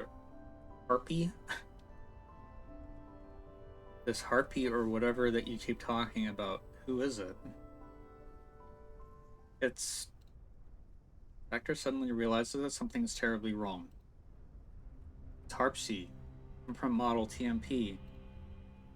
She repeats the familiar name slowly, but Miki stares at her even more blankly. Harpsy? Who's that? A new friend of yours? You don't seem like the type to go making friends with strangers. She doesn't seem to be joking. Making jokes takes too much effort for Miki. It's not my imagination. Huh? I'm not imagining this feeling that something is missing. You've been saying some really strange stuff since a while ago. Miki. Vector interrupts her. Try to disconnect from level 2. Huh? But we're not done yet. Do as I say. Try to disconnect. After trying multiple times, Miki looks at Vector in confusion. I can't. What is going on? Either something happened out there, or something was wrong in here. Miki, remember when I said I had a feeling that something important was missing? I don't think I was imagining it. What did we lose? I don't know what I lost, but you definitely lost something. Vector tells Miki about Harpsy. But I still can't recall her. The data is lost, so that's not surprising. What matters is how to prevent further data loss. Say, do you think this has anything to do with the deducted loot? Like, every time we die, we can recover fewer and fewer things, and as a result, we lose our own neural data, or something like that. There's no evidence that the two phenomena are related, but it is very likely. Jeez. What kind of horrific bug is this? I don't know, but from now on, we can't treat this as a game where we have infinite lives. The more we die, the more we lose. What? Maybe we should just stay where we are and wait for the rescue? That does make sense. It will certainly reduce our chances of getting hurt. But then we'll also be putting all the pressure on Harpsy and the others to solve the problem. Can't be helped. Our comms are jammed and we don't even know what's going on out there. Are we really just going to sit here and wait for our doom? And what ideas have you got? Turning into Superman? Vector lapses into deep thought, and after a while she tears her eyes away from the weeds growing out of the cracks in the concrete on the roadside. I'm thinking, to end the game, other than breaking the connection by force from outside, maybe beating the game in here is also a solution? But wouldn't that get increasingly risky under these circumstances? I still think it's better to find somewhere safe and hunker down. We have G36K with us. If this were still your regular training, I'd have a problem with her presence as she is basically helping you cheat. However, she can relieve some of the combat pressure for us in these desperate times. Vector glances at G36K, who's standing behind Mickey. Perhaps because she's standing with her back toward the light, her face is obscured in shadow, and her smile is barely visible. Like a dutiful NPC, she has remained silent throughout the two dolls' conversation. Besides, we still can't be certain that the data loss was caused by dying or something else. The sooner we can exit level 2, the better. There are things even you don't want to forget, right? E.T. purses her lips and tears at her hair in frustration, and then she lets out a sigh. Alright, I meant to complete the training anyway. Having you talk to me so earnestly instead of just yelling feels pretty unsettling. You prefer Klukai's method? Huh? No way. Why would you have such dangerous thoughts? Are you sure you don't? Of course not. You can't be more wrong. Beat the game, yeah? Let's go then. It'd suck if Klukai deletes all the anime that I've saved at the outpost.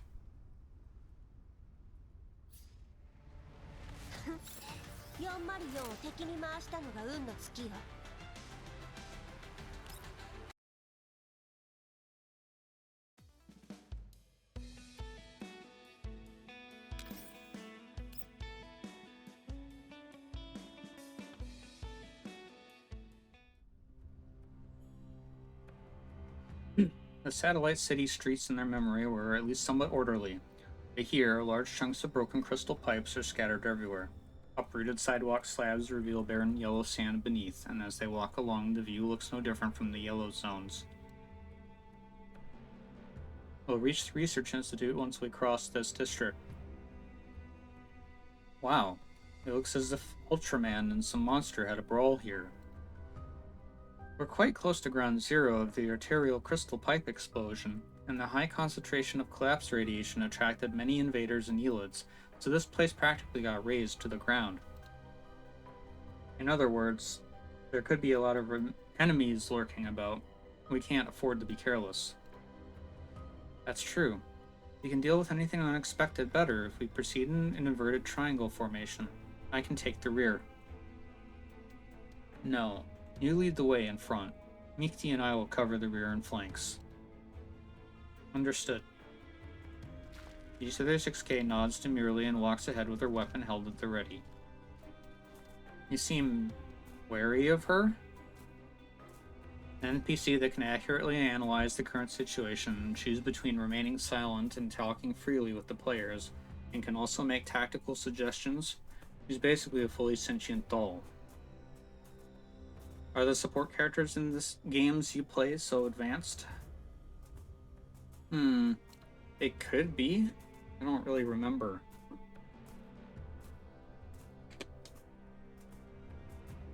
You mustn't let down your guard around her just because of her strong resemblance to Andorus. Besides, she's completely different from Andorus. Oh, tell me about it. Unlike Andorus, she's insanely strong in combat. Though it would be so much easier to tell her apart if her personality is significantly different from the real deal, just like Ruche and that new number 90. I've been meaning to ask, is this Ruche my teammate?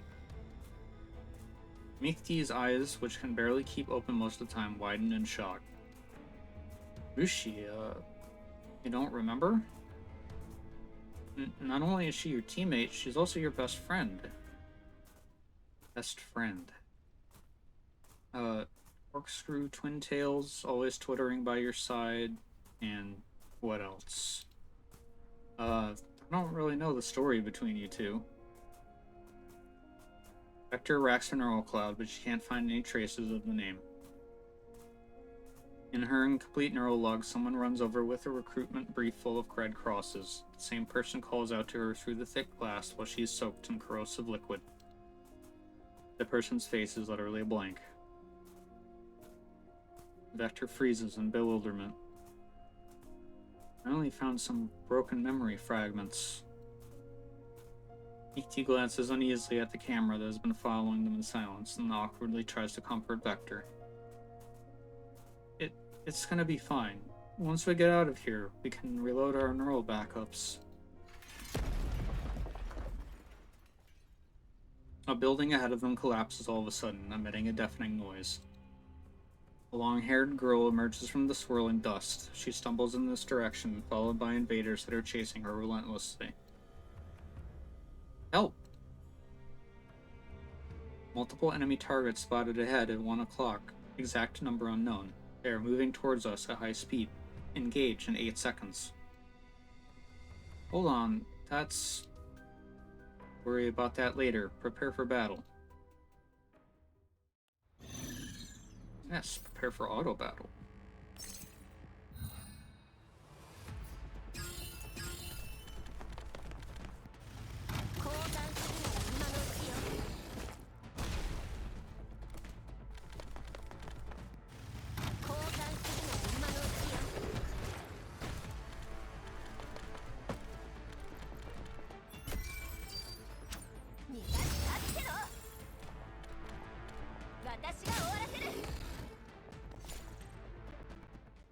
Auto battle's done. It's alright now. There are no more invaders.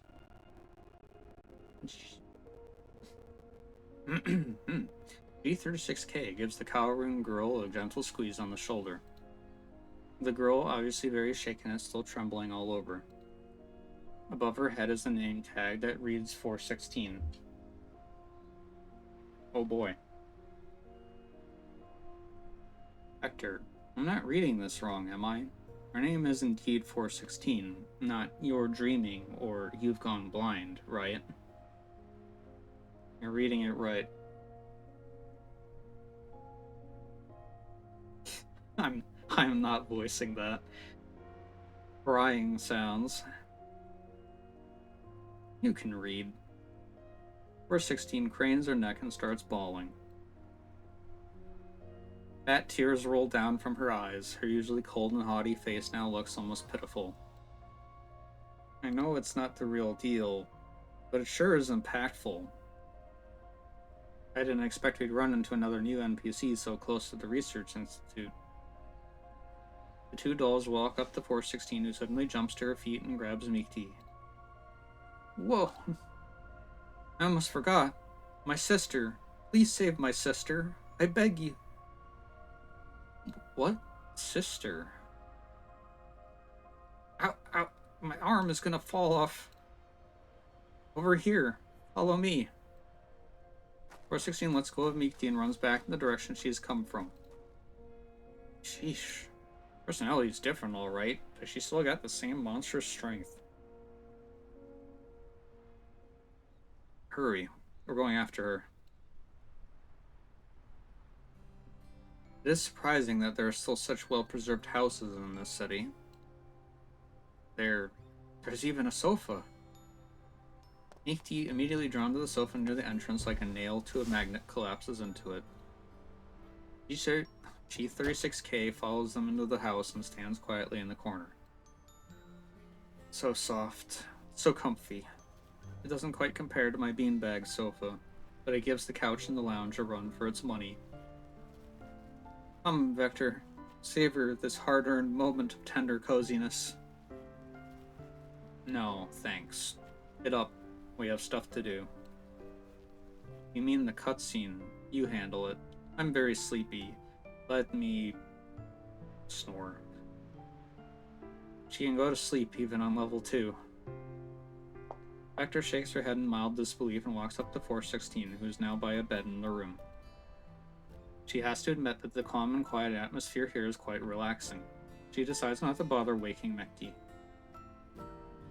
Big sis. Big sis! Are you okay? Don't scare me. As Vector approaches the bed, 416 unfreezes and starts crying piteously while holding the hand of the person lying on the bed, who happens to be... Yelka? The one lying on the bed with her eyes closed and her face pale is none other than Bielka, but the name tag above her head reads GRG28. Hearing 416's voice, she musters her strength and opens her eyes just a crack. Big sis, you're badly injured. I tried to find you some medicine in the research institute, but I ran into invaders. These people saved me. You... Don't talk, big sis. Excuse me, do you have any medicine with you? The watery green eyes turn to Vector, and she suddenly understands how Mikti feels. Impactful indeed. Under 416's imploring gaze, Vector taps her watch and gives her a healing potion. Thank goodness. Big sis, they have medicine. I'll give you some right away. She tries to prop GRG-28 up from the bed, but she may have aggravated her wounds as GRG-28 starts coughing violently. Big sis, are you alright? Snore. So noisy. What is going on? Mikti sits up on the sofa and rubs her eyes. She looks over at the bed. That's Yelka? She rubs her eyes again. Lukai is holding Bielka in her arms. They're both NPCs. I know, but Lukai is bawling while clinging to Bielka? No way. I don't care if it's real or not. I've got to capture this absolute masterpiece. Where's my terminal? Mikti pats herself down frantically, but then she remembers she's on level 2. So she taps her watch. Oh, there's a screen cap and recording feature. 416 addresses GRG-28's wounds lightly. GRG-28 finally directs her attention to Vector. You have my gratitude. May I know who you are? Hey, we are Guardians. Vector reads out the only option she's given. We are Guardians. Guardians, you say? Cough, cough, cough. Sis, don't get so worked up. I'm fine. I'm okay. Allow me to introduce myself. 416 and I are both researchers at the National Research Institute's No. 3 laboratory. I was in charge of the project to convert collapsed crystals into crystal energy. You could say we're the ones responsible for the crystal pipe explosion. Exists. I've always known that crystal energy is not completely clean. Moreover, the safety of the crystal pipes is also very unstable. But we yielded to the authorities. Not only did we not put a stop to the experiment on crystal energy, we even pushed it, little by little, to the point of no return. Vector recalls TMP, whom they had met earlier, and draws the mental connection. Fortunately, we have Remedy. 416 used her own funds to develop a substance that can completely purify collapsed particles, the purification solution. Purification solution? That must be the secret weapon that number 90 talked about. Yeah, it makes sense. I've stockpiled a certain amount of purification solution in the Institute's laboratory. We just need to put the solution into the diffuser in the Institute's launch center, and we can purify the city. The problem is, the launch center was destroyed, and the automatic security system within the Institute was activated, so we can't get through. However, the Ruina Crystallis air base is in the northeast corner of the city. There's a helicopter there with a diffusion device installed on its tail. If you load it with a solution and fly around the city, you can also complete the purification. Zone map, Ruina Crystallis airbase obtained. This is it. Mikti, this is how we clear the game. A gunshot erupts from behind. Like a slow-motion scene in a movie, Vector watches the bullet burrows out of her chest, passes through GRG-28's forehead, and leaves a black crater on the wall.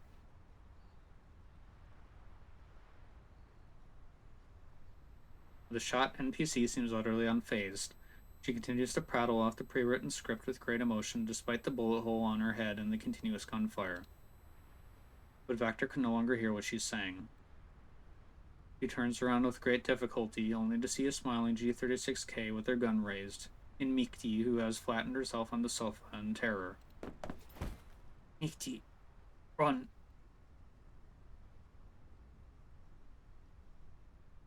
Vector.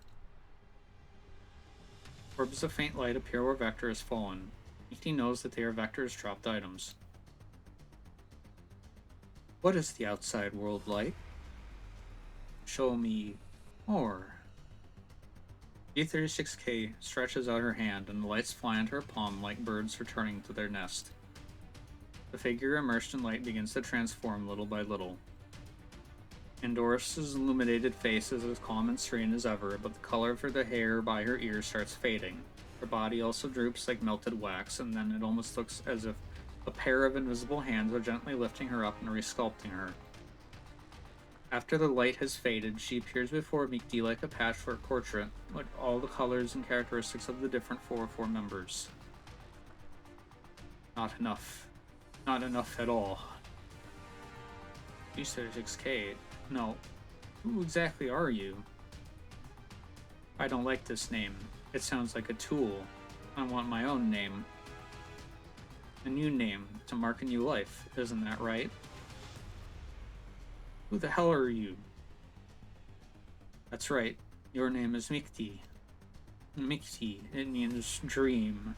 An eerie smile creeps across that uncanny patchwork face. I was born out of your memories, your dreams.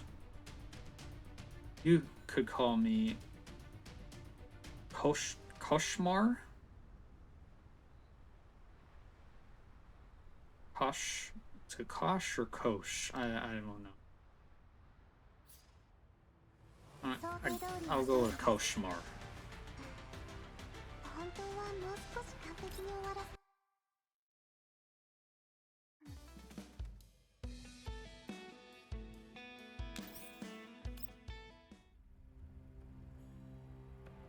Hang on a sec, let me drink some water here.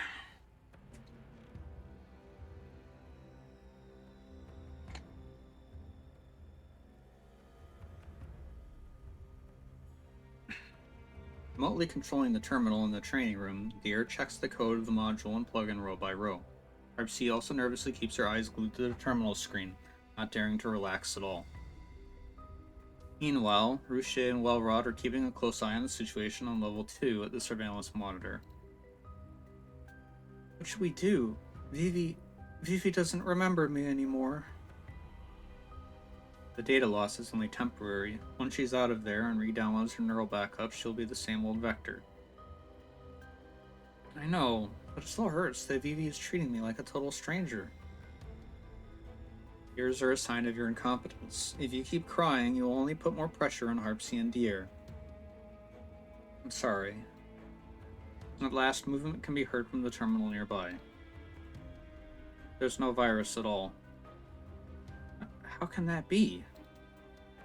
The problem is the highly intelligent creative AI that you implanted.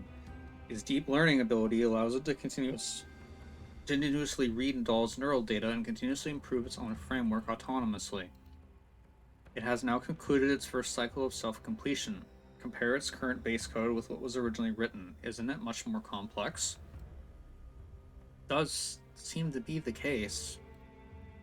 That's why you couldn't find this so-called virus. Freaking hell. Creative AI is artificial intelligence. Dolls are also artificial intelligence. You put two AIs into a single vessel. Are you trying to teach them what survival of the fittest means? It didn't occur to me. Never mind. According to my speculation, the goal of this AI is probably to seize their neural clouds and take control of their frames. If this continues, I'm afraid it will backhack the main control root system sooner or later. When that happens, not only will their data be at risk, but so will yours. So it's just a pathetic usurper.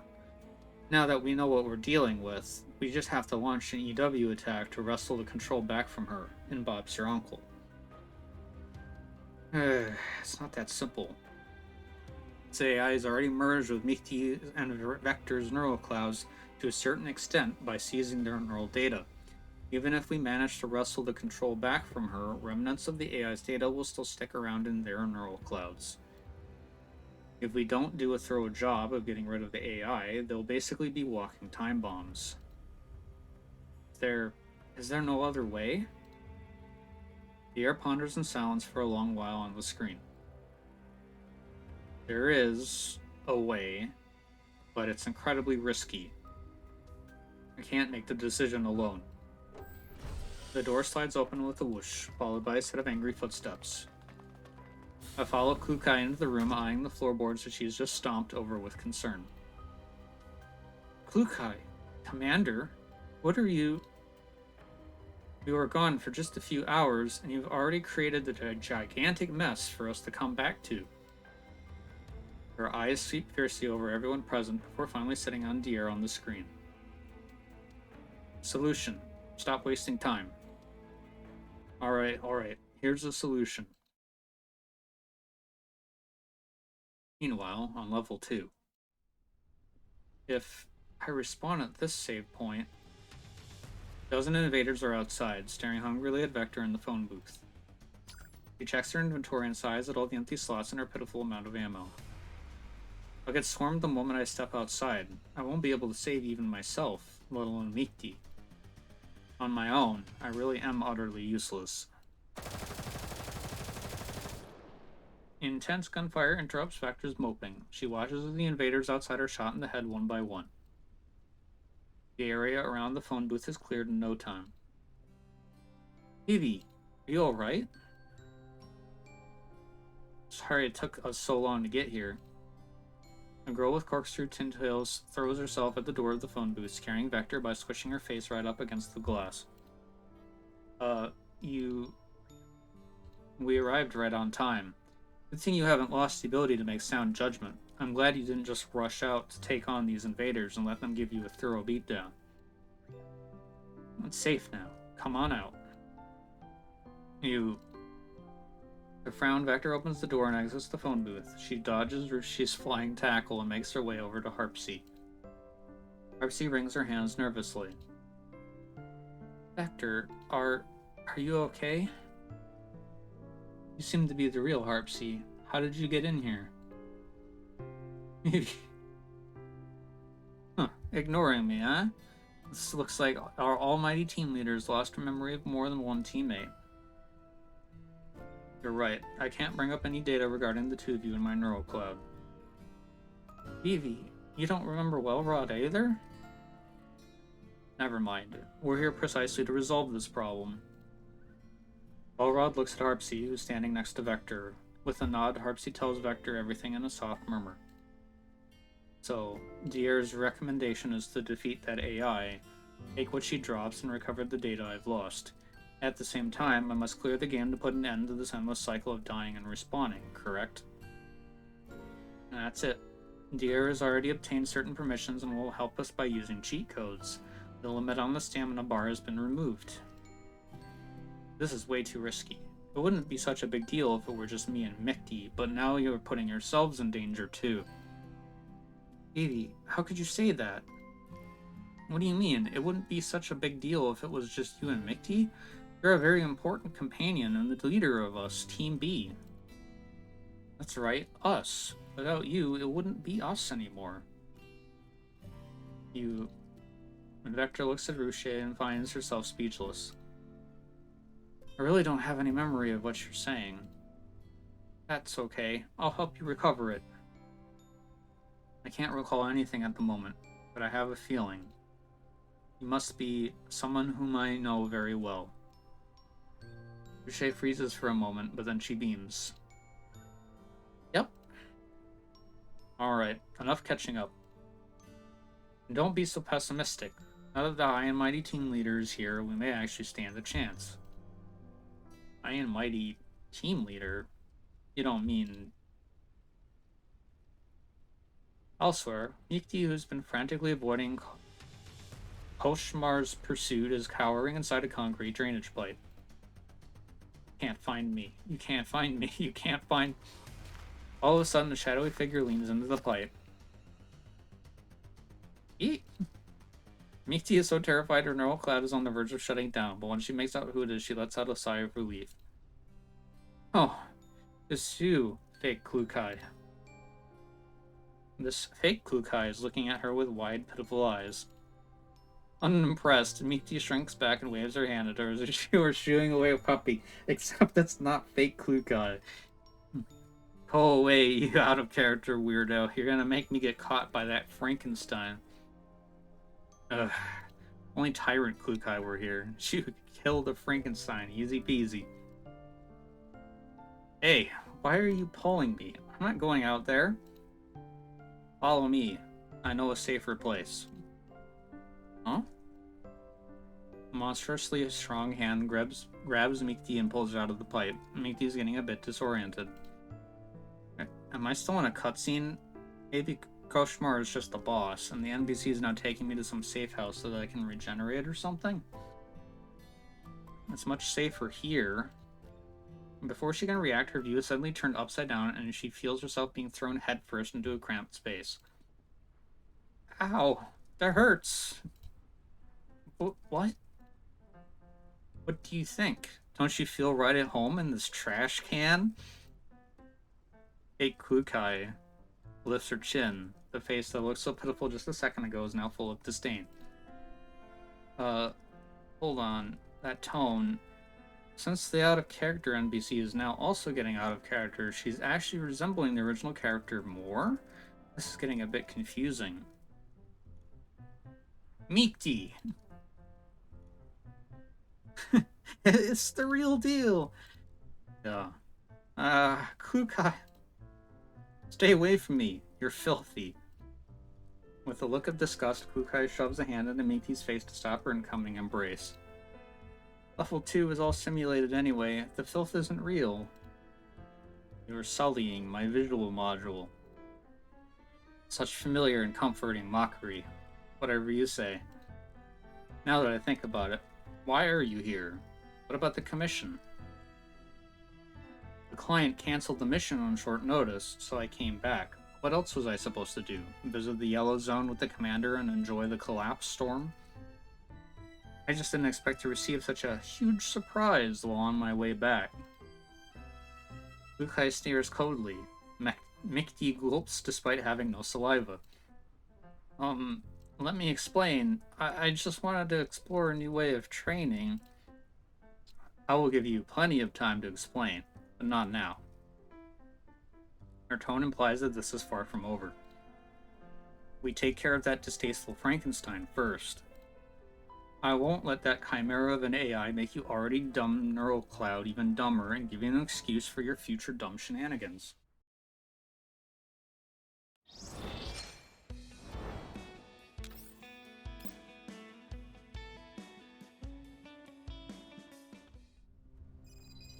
Is this communicator secure? Pierre said he set up an encrypted comms channel that the AI won't be able to tap, so it should be secure. Oh, it's connected. Mikti, can you hear? If you had called any later, I would have counted you out. See you at the save point. Put someone with a fully functional language module on the line. Harvesty promptly shoves the communicator into Vector's hand. Kukai, it's me, Vector. Let's cut straight to the chase. Have they briefed you on the situation? Yes, I'm all caught up. Eliminate the AI, recover our neural data, clear the game, and end the cycle. It's crucial that you follow that exact order. If you clear the game first, you won't be getting back any of the stolen data. I suggest you obtain the purification solution first so that you can clear the game right after killing the AI, thus minimizing the time between those two steps and reducing the risk of having the plan derailed. Understood. Explosion. Before she can finish, the sound of a building exploding and collapsing can be heard from the other end of the line. Kukai, Koshmar is coming. Why are you screaming your head off? Is your gun a prop? Koshmar? That Frankenstein gave herself a name. That means nightmare. What a joke. I'm gonna turn this into her nightmare. Fierce gunfire erupts on the communicator, interwoven with piercing English screams. The voice sounds somewhat familiar. It just Mikti screaming, yeah. Don't just stand there. Run! How are things on your end? Frankenstein keeps coming after us. Need us to come back you up? Did you not understand what I said? Vector, take your Team B and get your hands on the purification solution. Mikti and I can keep Koshmar busy. Ah, Kukai invaders ahead. Shut up and shoot. Vector? Understood. I'll be sure to complete the mission. The three-dimensional image of the Research Institute building is displayed on the screen of Vector's watch. According to the topographic map and intelligence provided by Dier, the Institute's security protocol has been fully activated, but more than 75% of the building is damaged, so there are plenty of poorly defended openings. The west garage, where we are right now, is one of them. Have you got an entry route? I have planned 3 routes based on the distance, time, and number of enemies we will encounter. I personally recommend Route C, which is to go along the outer edge of the west corridor to the exterior of Zone Z, where there is a gap where the wall was blasted open. After entering Zone Z from the gap, we turn right and travel for 200 meters, at which point we will come across an air raid passage that goes all the way down. We follow the air raid passage down to level LG10, crawl along the ventilation duct there to the 5th window, and we will arrive right above the laboratory where the solution is stored. What's your reason for choosing this route? It's relatively safe. It's a little convoluted, but the defenses along this route are the weakest. You may run into security droids on patrol near the gap leading into Zone Z, but that's it. As for the patrols within the lab, the enemies are in the open while we have the advantage of surprise, so they pose no threat at all. Elrod plants a hand on her hip, looking the very picture of confidence. Elrod, yes. You don't have to keep reiterating the loss of your neural data. No, I just think that you're capable of making detailed plans and have a commanding presence. You are more of a team leader than me. Huh? Please don't say that. You're great too, Vivi. There's no need to spare my feelings. I'm merely stating facts. However, you haven't considered a potential problem. Go on then. Vector points at herself. You? Elrod can't help but show a hint of surprise. Since I lack sufficient information of both you and Rushi, it is impossible for me to assign roles and coordinate effectively based on your strengths and weaknesses, so I would like to hand over command of this operation to you. You mean I'm to be the team leader? You are a more suitable candidate under these circumstances. Despite the data loss, Vector appears much more certain than usual. Is there a problem? Surely this shouldn't be a challenge for you. Challenge or not, I will fulfill my responsibility. Following the entry route planned by Walrod, Team D successfully reaches the ventilation duct just above the lab. They peer into the lab through the cracks of the vent, and the room is unoccupied. Only a handful of equipment is still running and making some rickety noise. No enemy units in sight. No sign of the target item either. Once we're in there, Harpsy and Ruche will search for the solution. Make sure your respective search areas don't overlap. Vector and I will keep moving and be on the lookout. Roger that. 4 dolls enter the laboratory through the vent. As Vector gets a better look at the layout of the lab, a certain fragmented scene flashes by quickly in her neural cloud. Vivi, what's wrong? Ruche asks, sensing her hesitation. The scene feels oddly familiar. I've been here before. Familiar? Oh, you mean the simulation training we did this morning? It does look a bit similar, but there's no hostage to be rescued this time. Simulation training. Have you also lost this part of your memory? You almost got into a big fight with Wellrod because you didn't stick to the operation plan. You can leave out the superfluous information. Wellrod, who's standing guard nearby, suddenly coughs loudly. Have you found the solution? Guys, I think I've got it. Harpsy calls out from one end of the laboratory. Next to her is an opened electronic cabinet with glass jars filled with green liquid neatly stacked inside. Wow, that's great. Just then, the alarm starts blaring. The door is blown right off its hinges, and a large number of security droids surge in. Enemy targets spotted. They spotted us. Find cover. The group takes cover behind a large piece of equipment as bullets rain down like a torrential storm, slamming into the machine with a deafening roar. Seizing the brief moment when the enemies are reloading, Wilrod peeks out from behind cover with her riot shield. However, after only a few shots, she is forced back under another hail of bullets. Damn it. The enemy units in the game can actually share information with each other. The approaching enemies give her no time to finish her sentence. Other than Harpsy protecting the solution, the other three dolls desperately fight to keep the enemies contained within the barricade.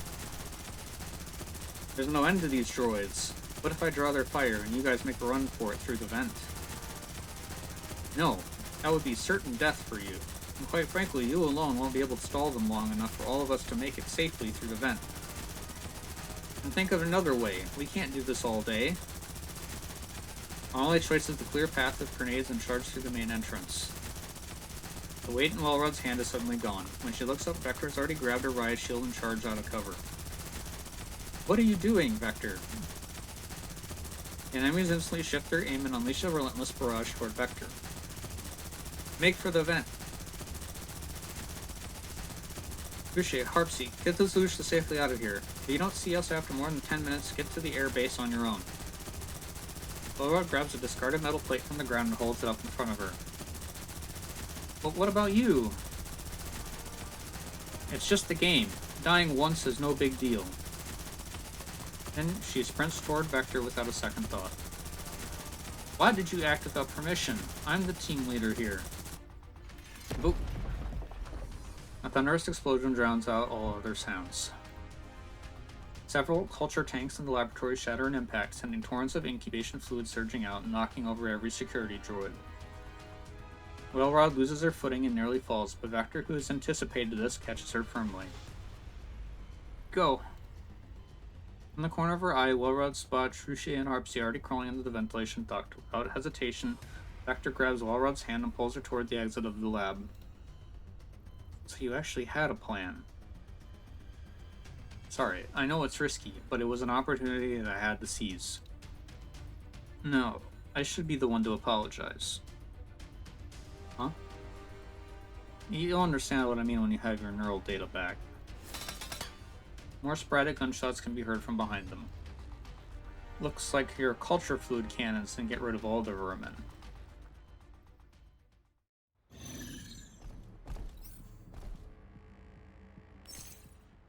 Nope, but auto battle will.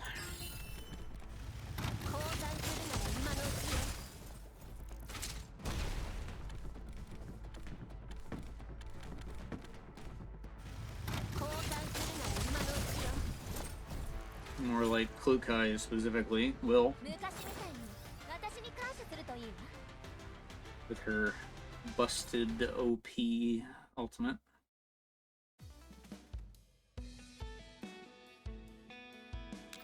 Already on the last entry, huh?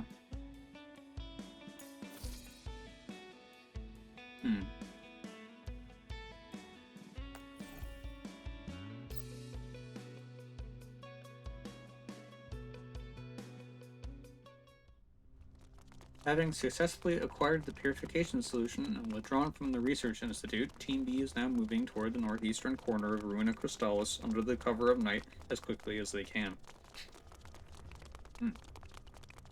Harpsy, can you contact McD and Klukai?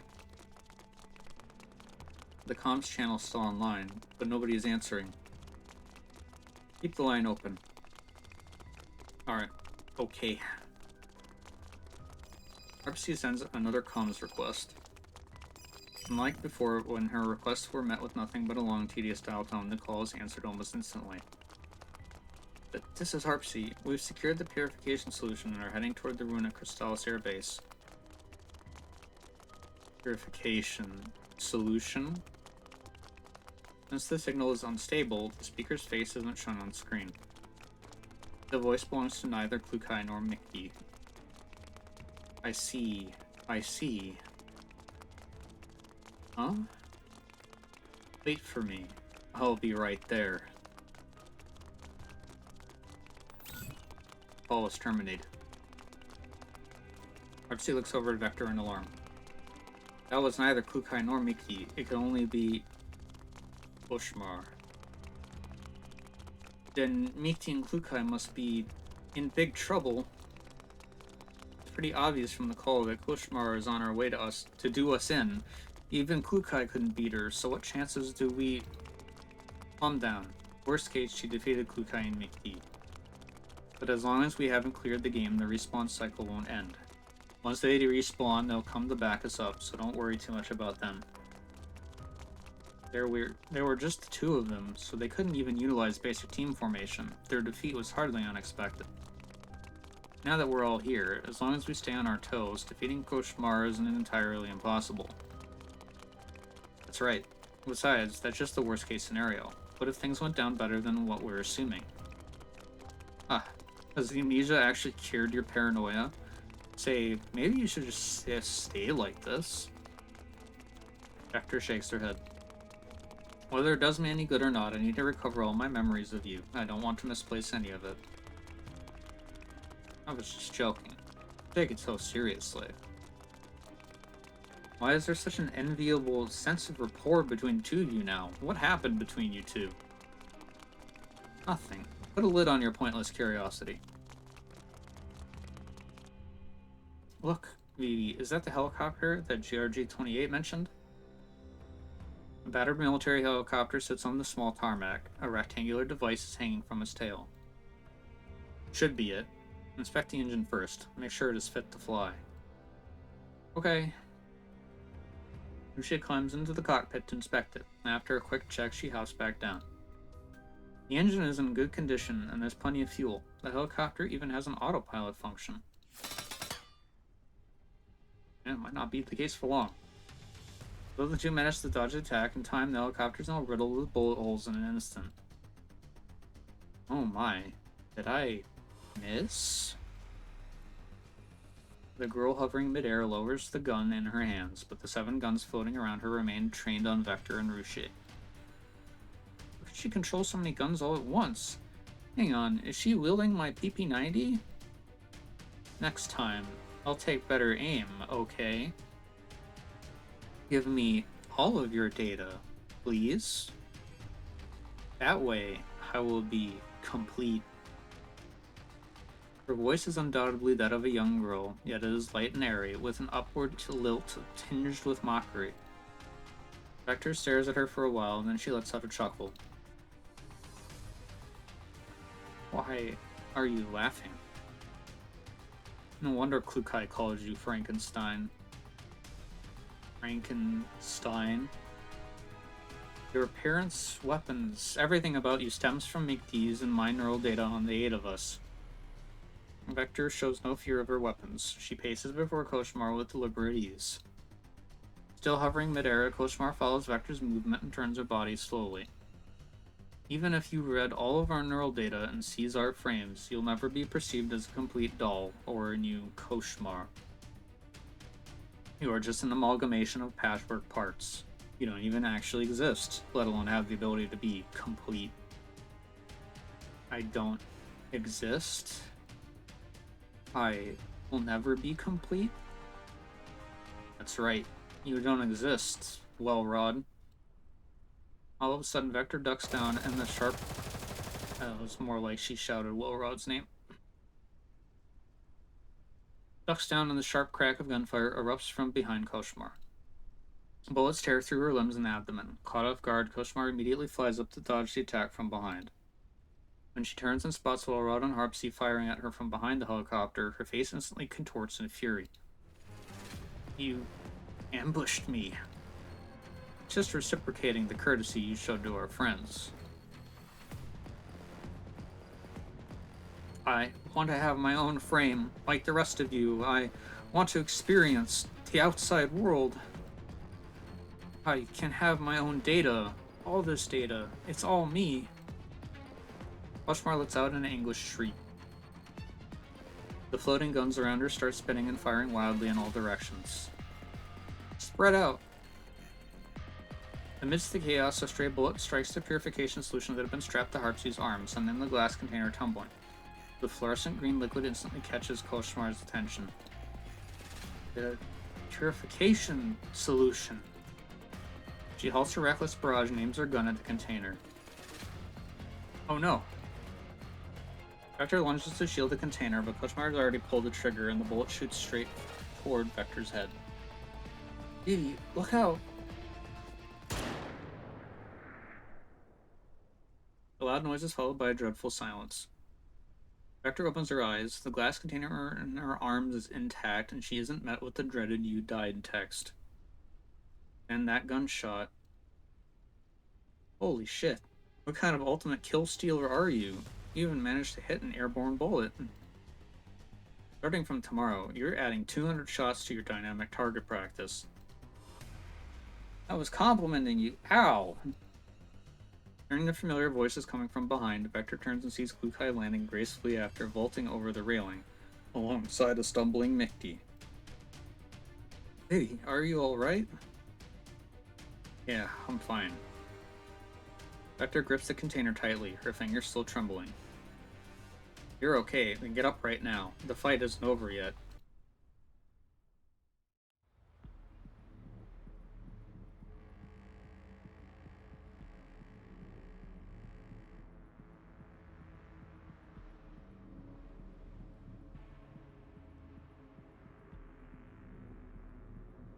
That's a interesting design.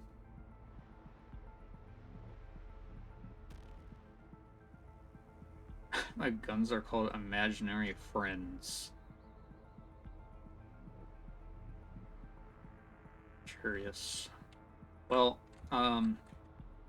unfortunately, this boss fight is going to go very quickly because the story mode levels are very low. So, yeah.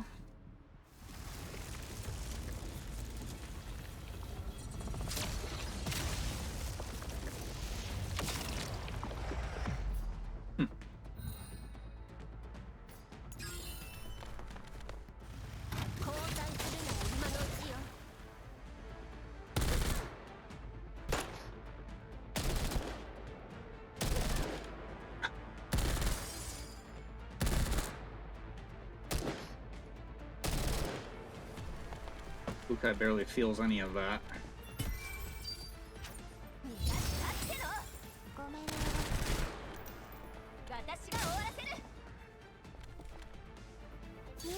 I'm actually kind of confused because I'm pretty sure all of them are, like, dead, but they're still being hit.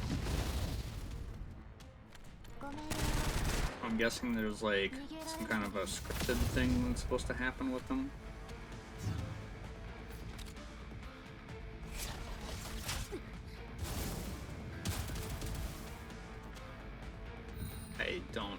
I have no idea.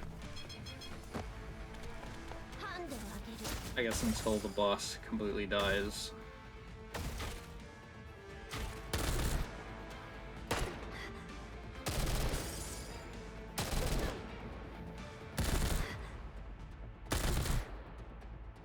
Yeah, this boss is gonna be nasty on a higher level. All these retaliations.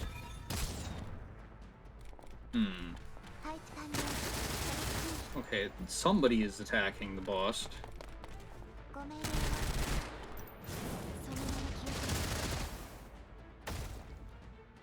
There we go.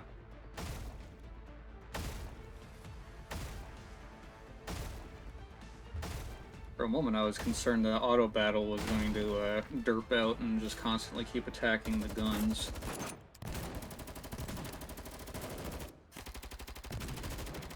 Koshmar cannot withstand the combined firepower of the 6 dolls. The floating guns around her are shattered one by one.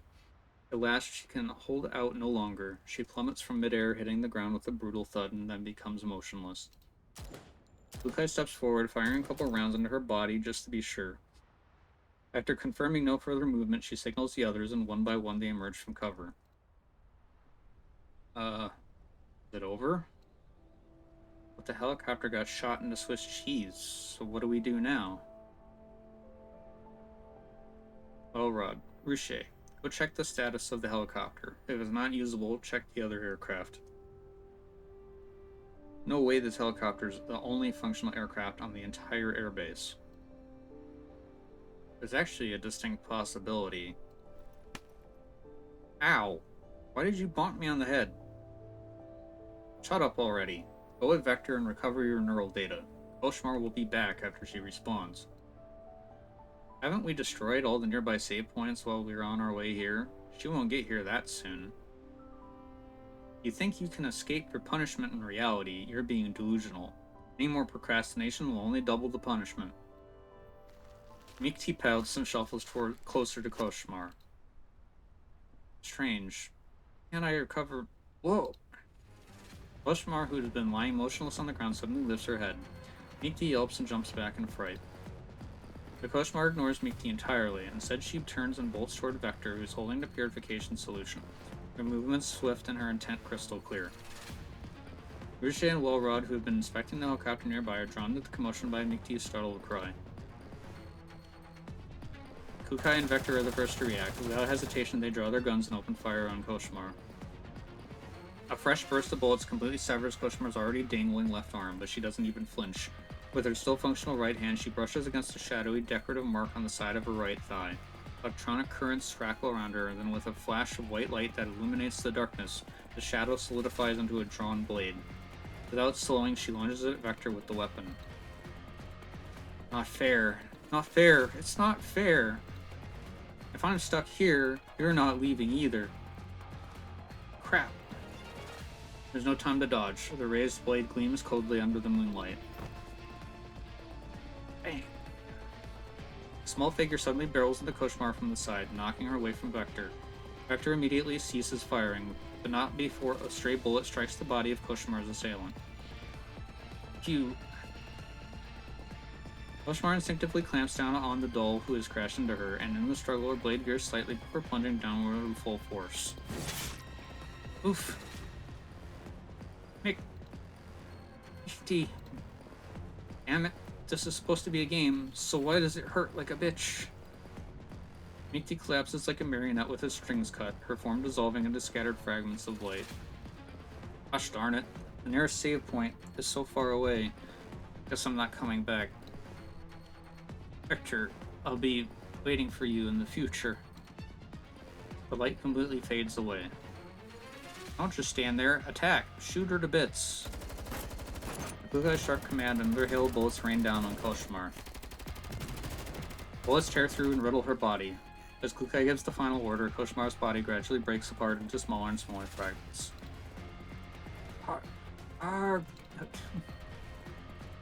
Koshmar's anguished screams fade, and at the same time the fragments of her body begin to glow. Stop. The dolls cease their attack. The broken pieces dissolve, unraveling into delicate threads of light that peel away from Koshmar's remains. The strands unravel faster and faster until wisps of soft, luminescent blue surge into the air, forming a vast ocean of light above the base. Part of the glowing tide drifts into the distance, while the rest rushes straight toward Vector, flowing into her body. That's... The waves of light flood Vector's mind. She can't help but bend forward, sinking to her knees. In front of her, four hands overlap. Following the arms upward, she sees familiar features begin to take shape onto once blank faces. The fragments have returned to their rightful place.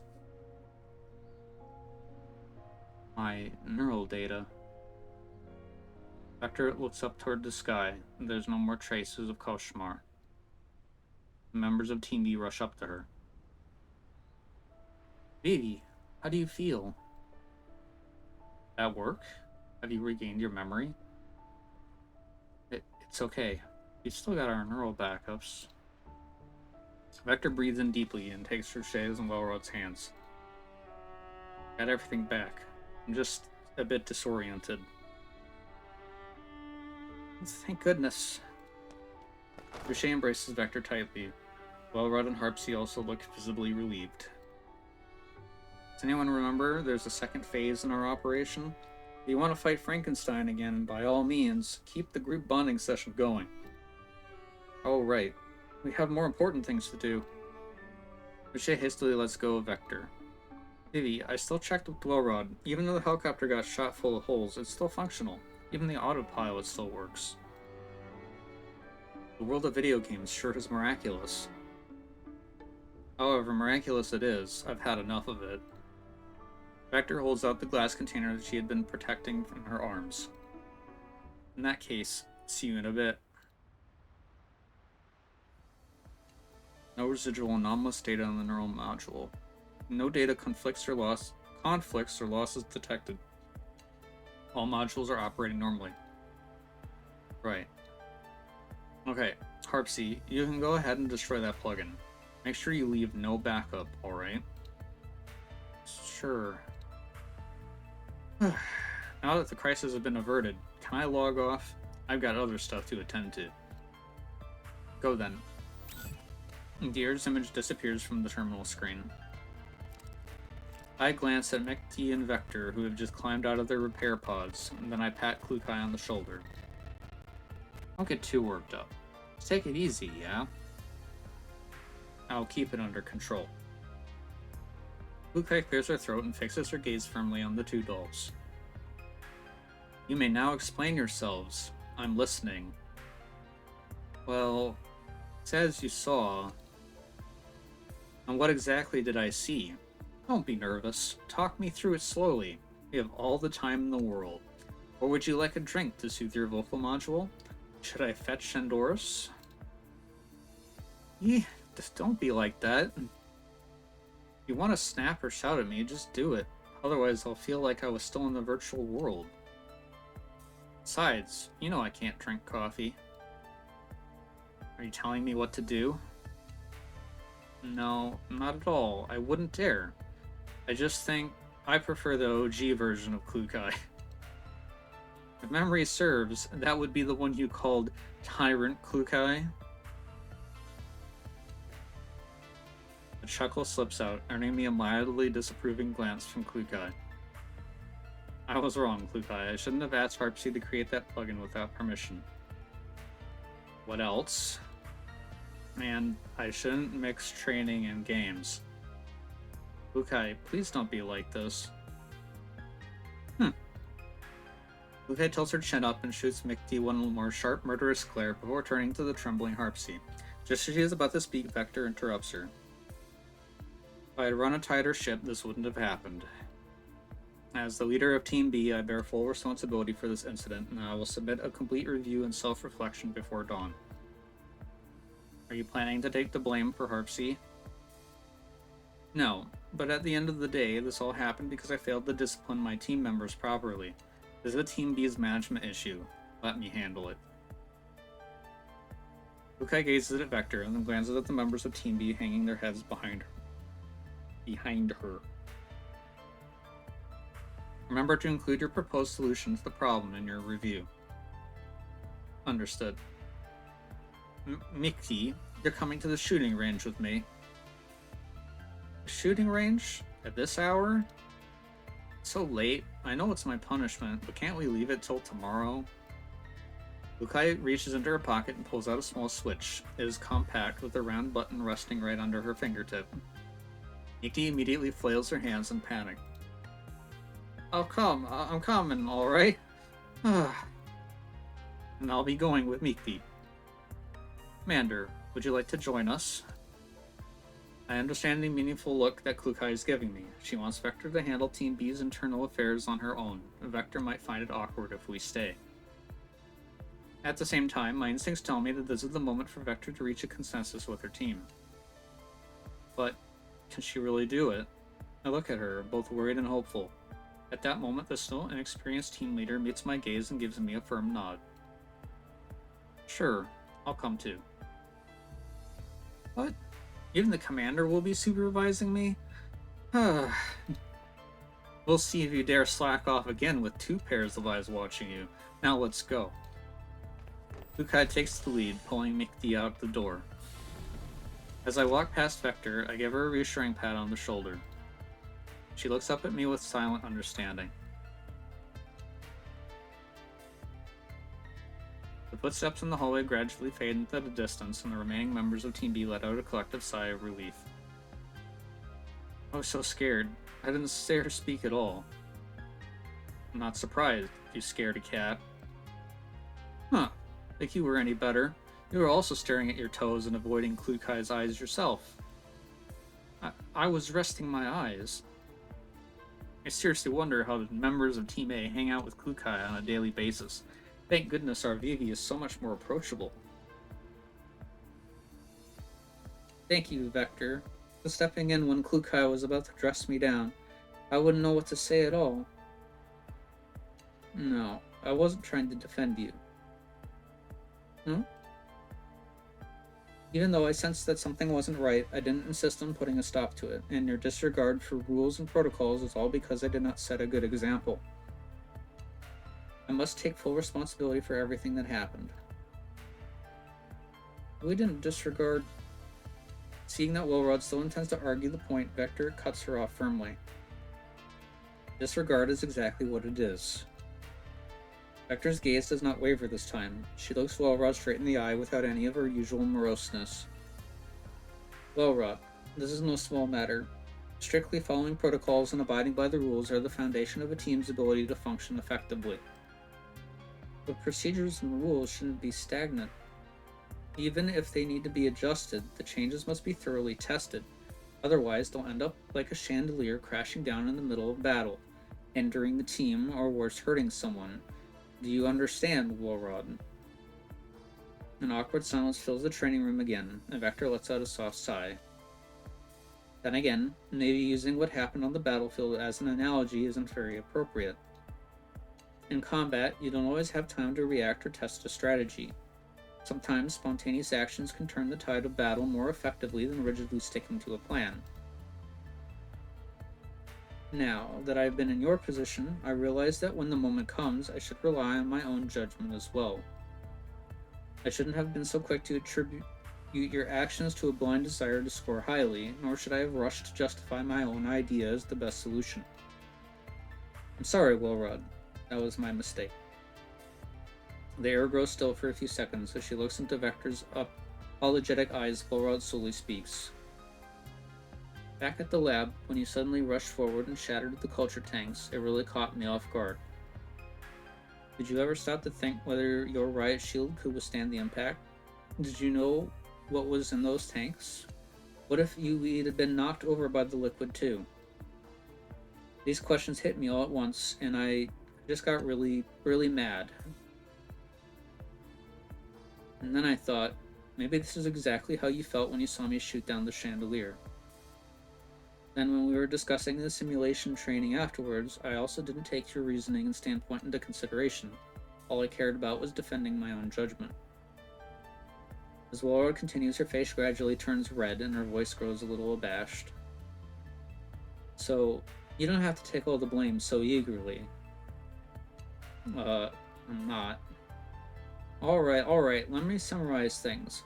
Following the plan is important, but adaptability is just as crucial. If that's all we write down as our conclusion, I doubt Klukai will accept it. Then what do we do? Maybe we can approach it like this. From now on, during every after-action review, we add a situational thought exercise. Using the battlefield map from the mission, we analyze and discuss the potential unexpected actions that each team member might take. But we don't always encounter the same scenarios. The goal of this exercise isn't to rehearse specific scenarios, but to develop a better understanding of each other's tendencies in combat. That way, when someone makes a sudden move in the field, we won't waste valuable time being surprised, or worse, let emotions get in the way. We can't control the ever-changing battlefield, so we have to learn to adapt. Oh, I see. After all, when we're on the battlefield, opportunities wait for no one. Seeing the amusement in Vector's eyes, Wilrod raises an eyebrow. I think this is doable, and your paranoia, well, it's not entirely baseless. I also think it's worth a try. Then, once my proposed solution gets approved, we can begin our new training sessions. But before that, Harpsy. Yes? Having her name suddenly called, Harpsy jolts, her cattail sticking straight up. You're also required to write a self-reflection. Furthermore, due to a lack of proper respect for rules and protocols, along with poor judgment, starting now, Everyone, including myself, will conduct a full revision of 404's Code of Conduct. I expect to see everyone's review and report on the previous training session in my mailbox by dawn. Am I understood? Yes. From all. Looking at the now motivated team, Vector lets out a small sigh of relief. I suppose I did the right thing. My teammates and I finally have a consensus, Commander. Yeah, we'll see how it goes. Outside, the night has deepened, but the lights in the Elmo's training room remain bright, just like every other night Team B spends hard at work. And yet, tonight feels different.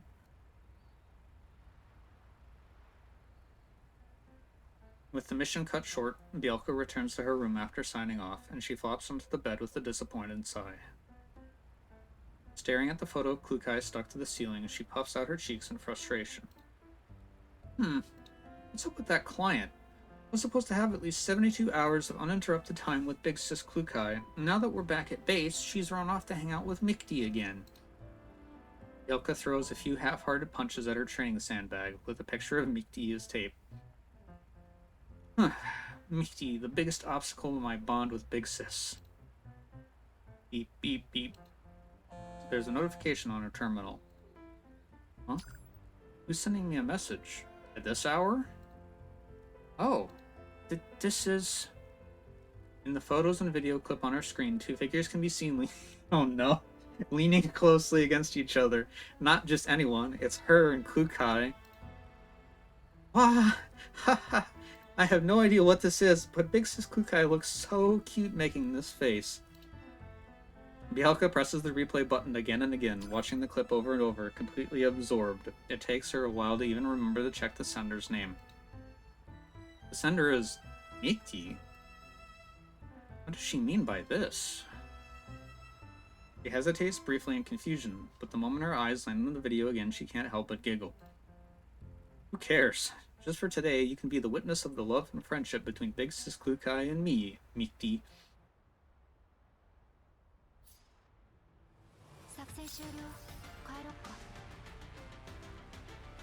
Good lord.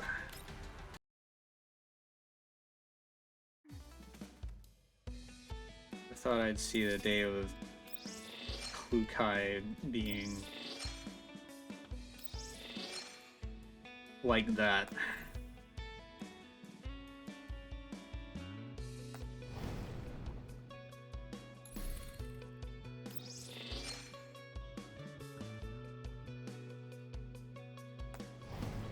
Alright. Nice.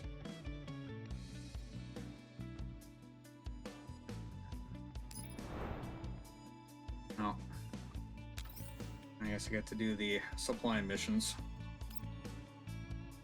Not that there's any story ever attached to these.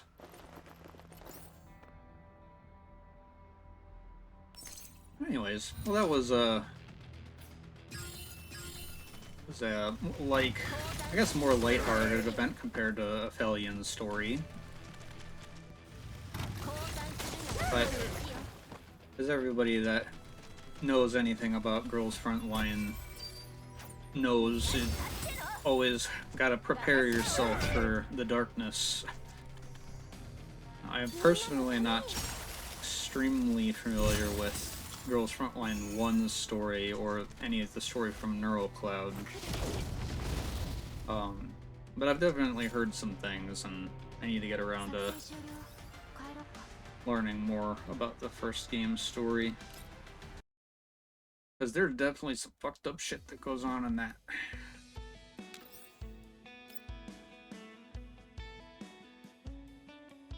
Especially now that they've confirmed that they're bringing back EMP40 in a sense, though it's not technically her. It's brought along a huge amount of PTSD with all of the community.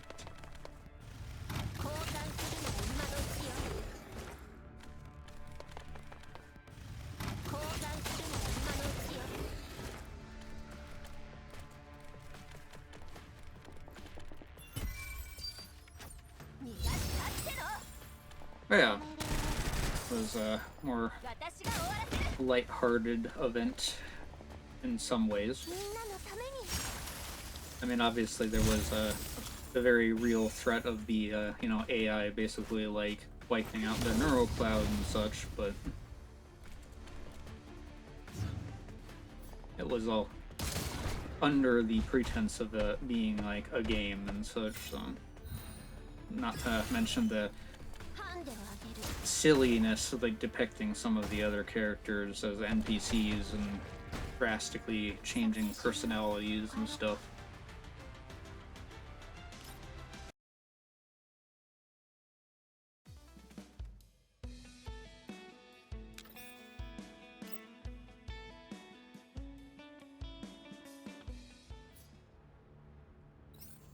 I do hope, though, that they bring in something in the game soon to view the story for past events. Because, I mean, they have the archive, of course, for the main story, but I feel like I remember seeing something for Aphelion entered in there. So I don't know if starting from Aphelion they've been doing it. I had to check. But it's very important that they do it at some point, because people coming into the game are going to be very confused with some aspects of the story, with some of the more critical backstory stuff being only shown in event stories, which is questionable idea.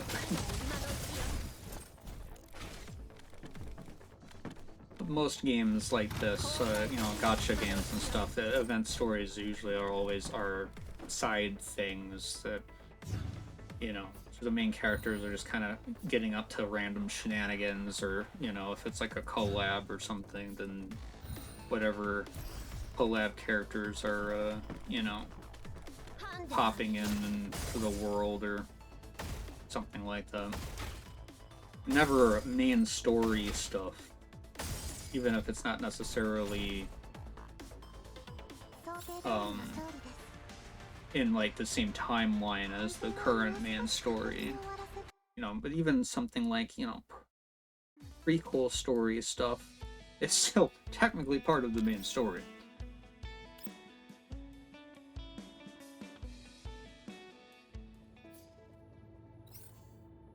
So I'm hoping that they reconsider that design choice at some point, or at least, like I said, give people the ability to read the event story stuff.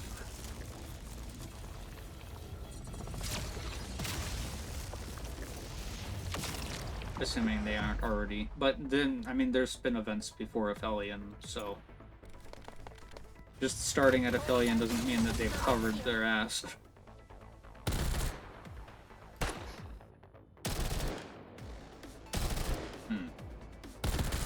This might not end well.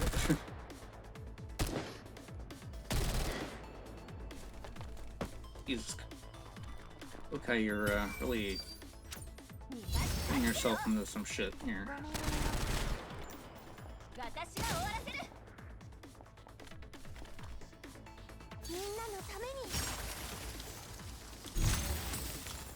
Yeah, at least that's what we got Suomi for.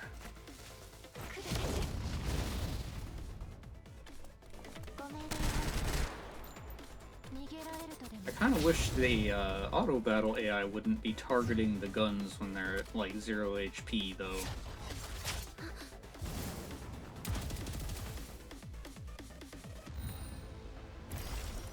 Even though they are healing.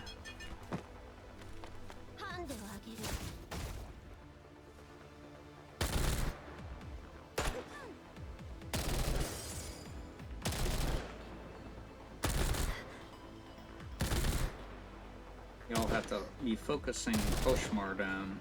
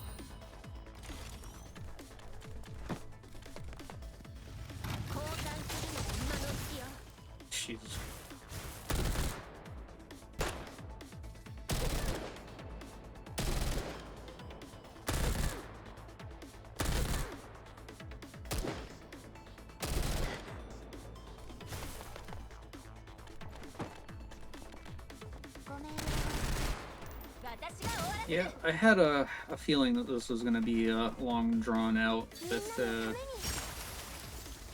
auto battle AI.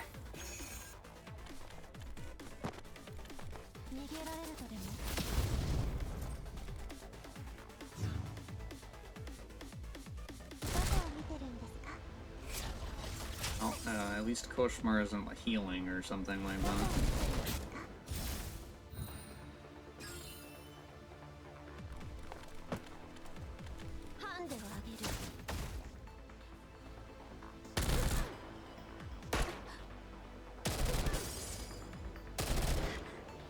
This is like, this boss is very anti-AoE, apparently. But it's just retaliation.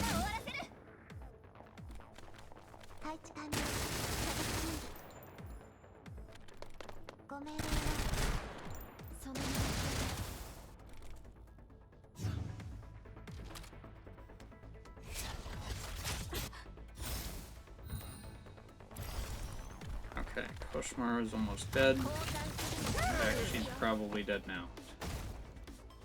No.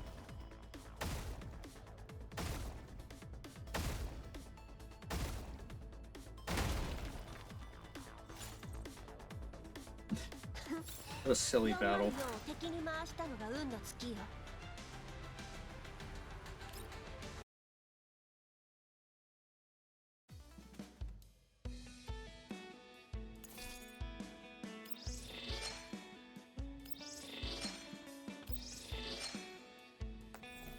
Alright. I'll use my last 3 tickets just to auto farm.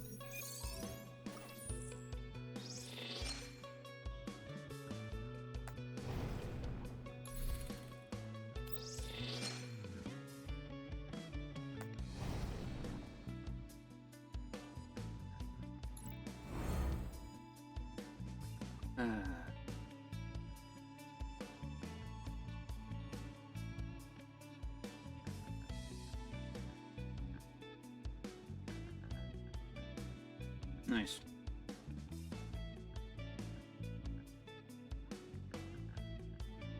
Let's grab the skins.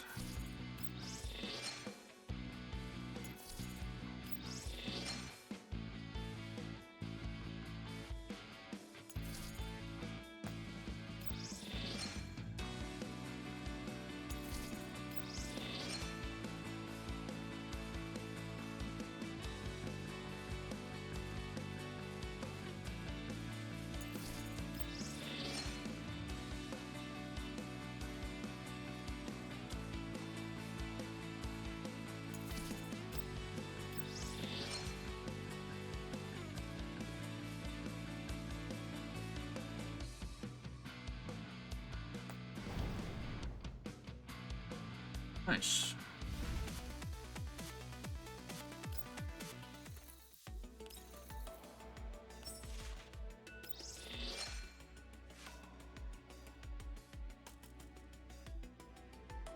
Yeah, I still have to do some of my daily stuff.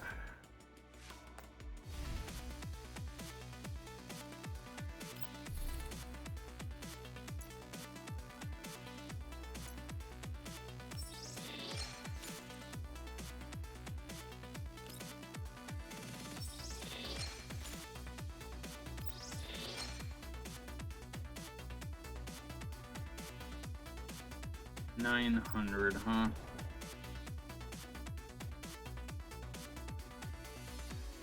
Such a ways off from the other outfit.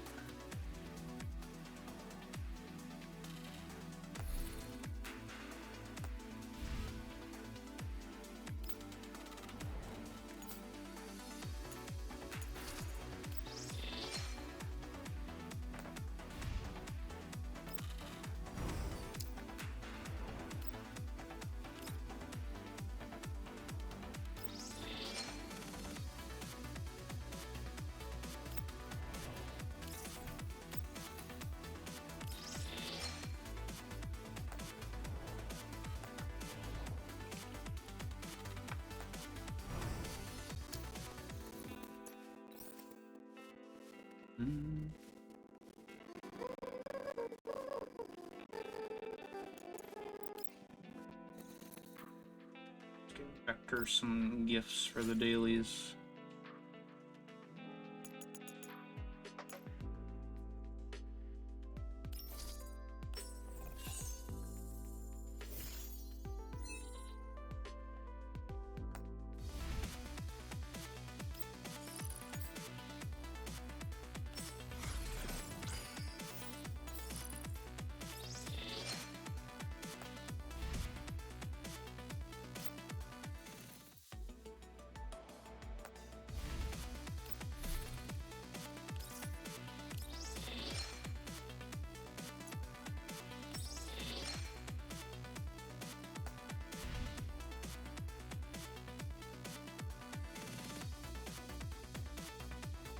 Oh, anyway.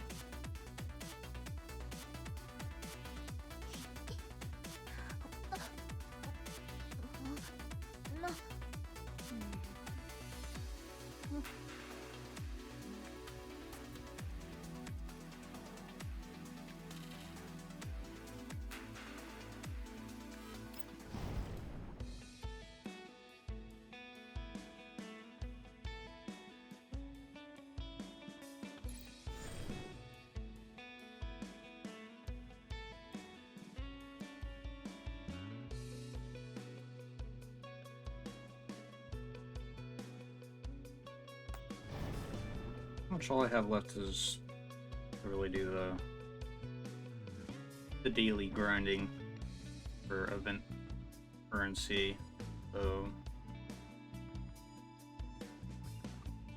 yes, hopefully you guys enjoyed going through the story with me and listening to my extremely monotonous voice voicing all the characters. Really, that was a pleasant experience for you.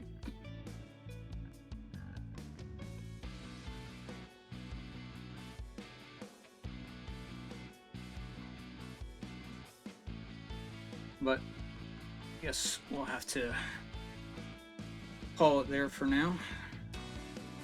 I'm not gonna put you guys through boring grinding, and there really isn't much else to say, so. But anyways, well, I hope you guys have a good rest of your day, and I will see you guys next time for whenever I stream something, whatever that might be.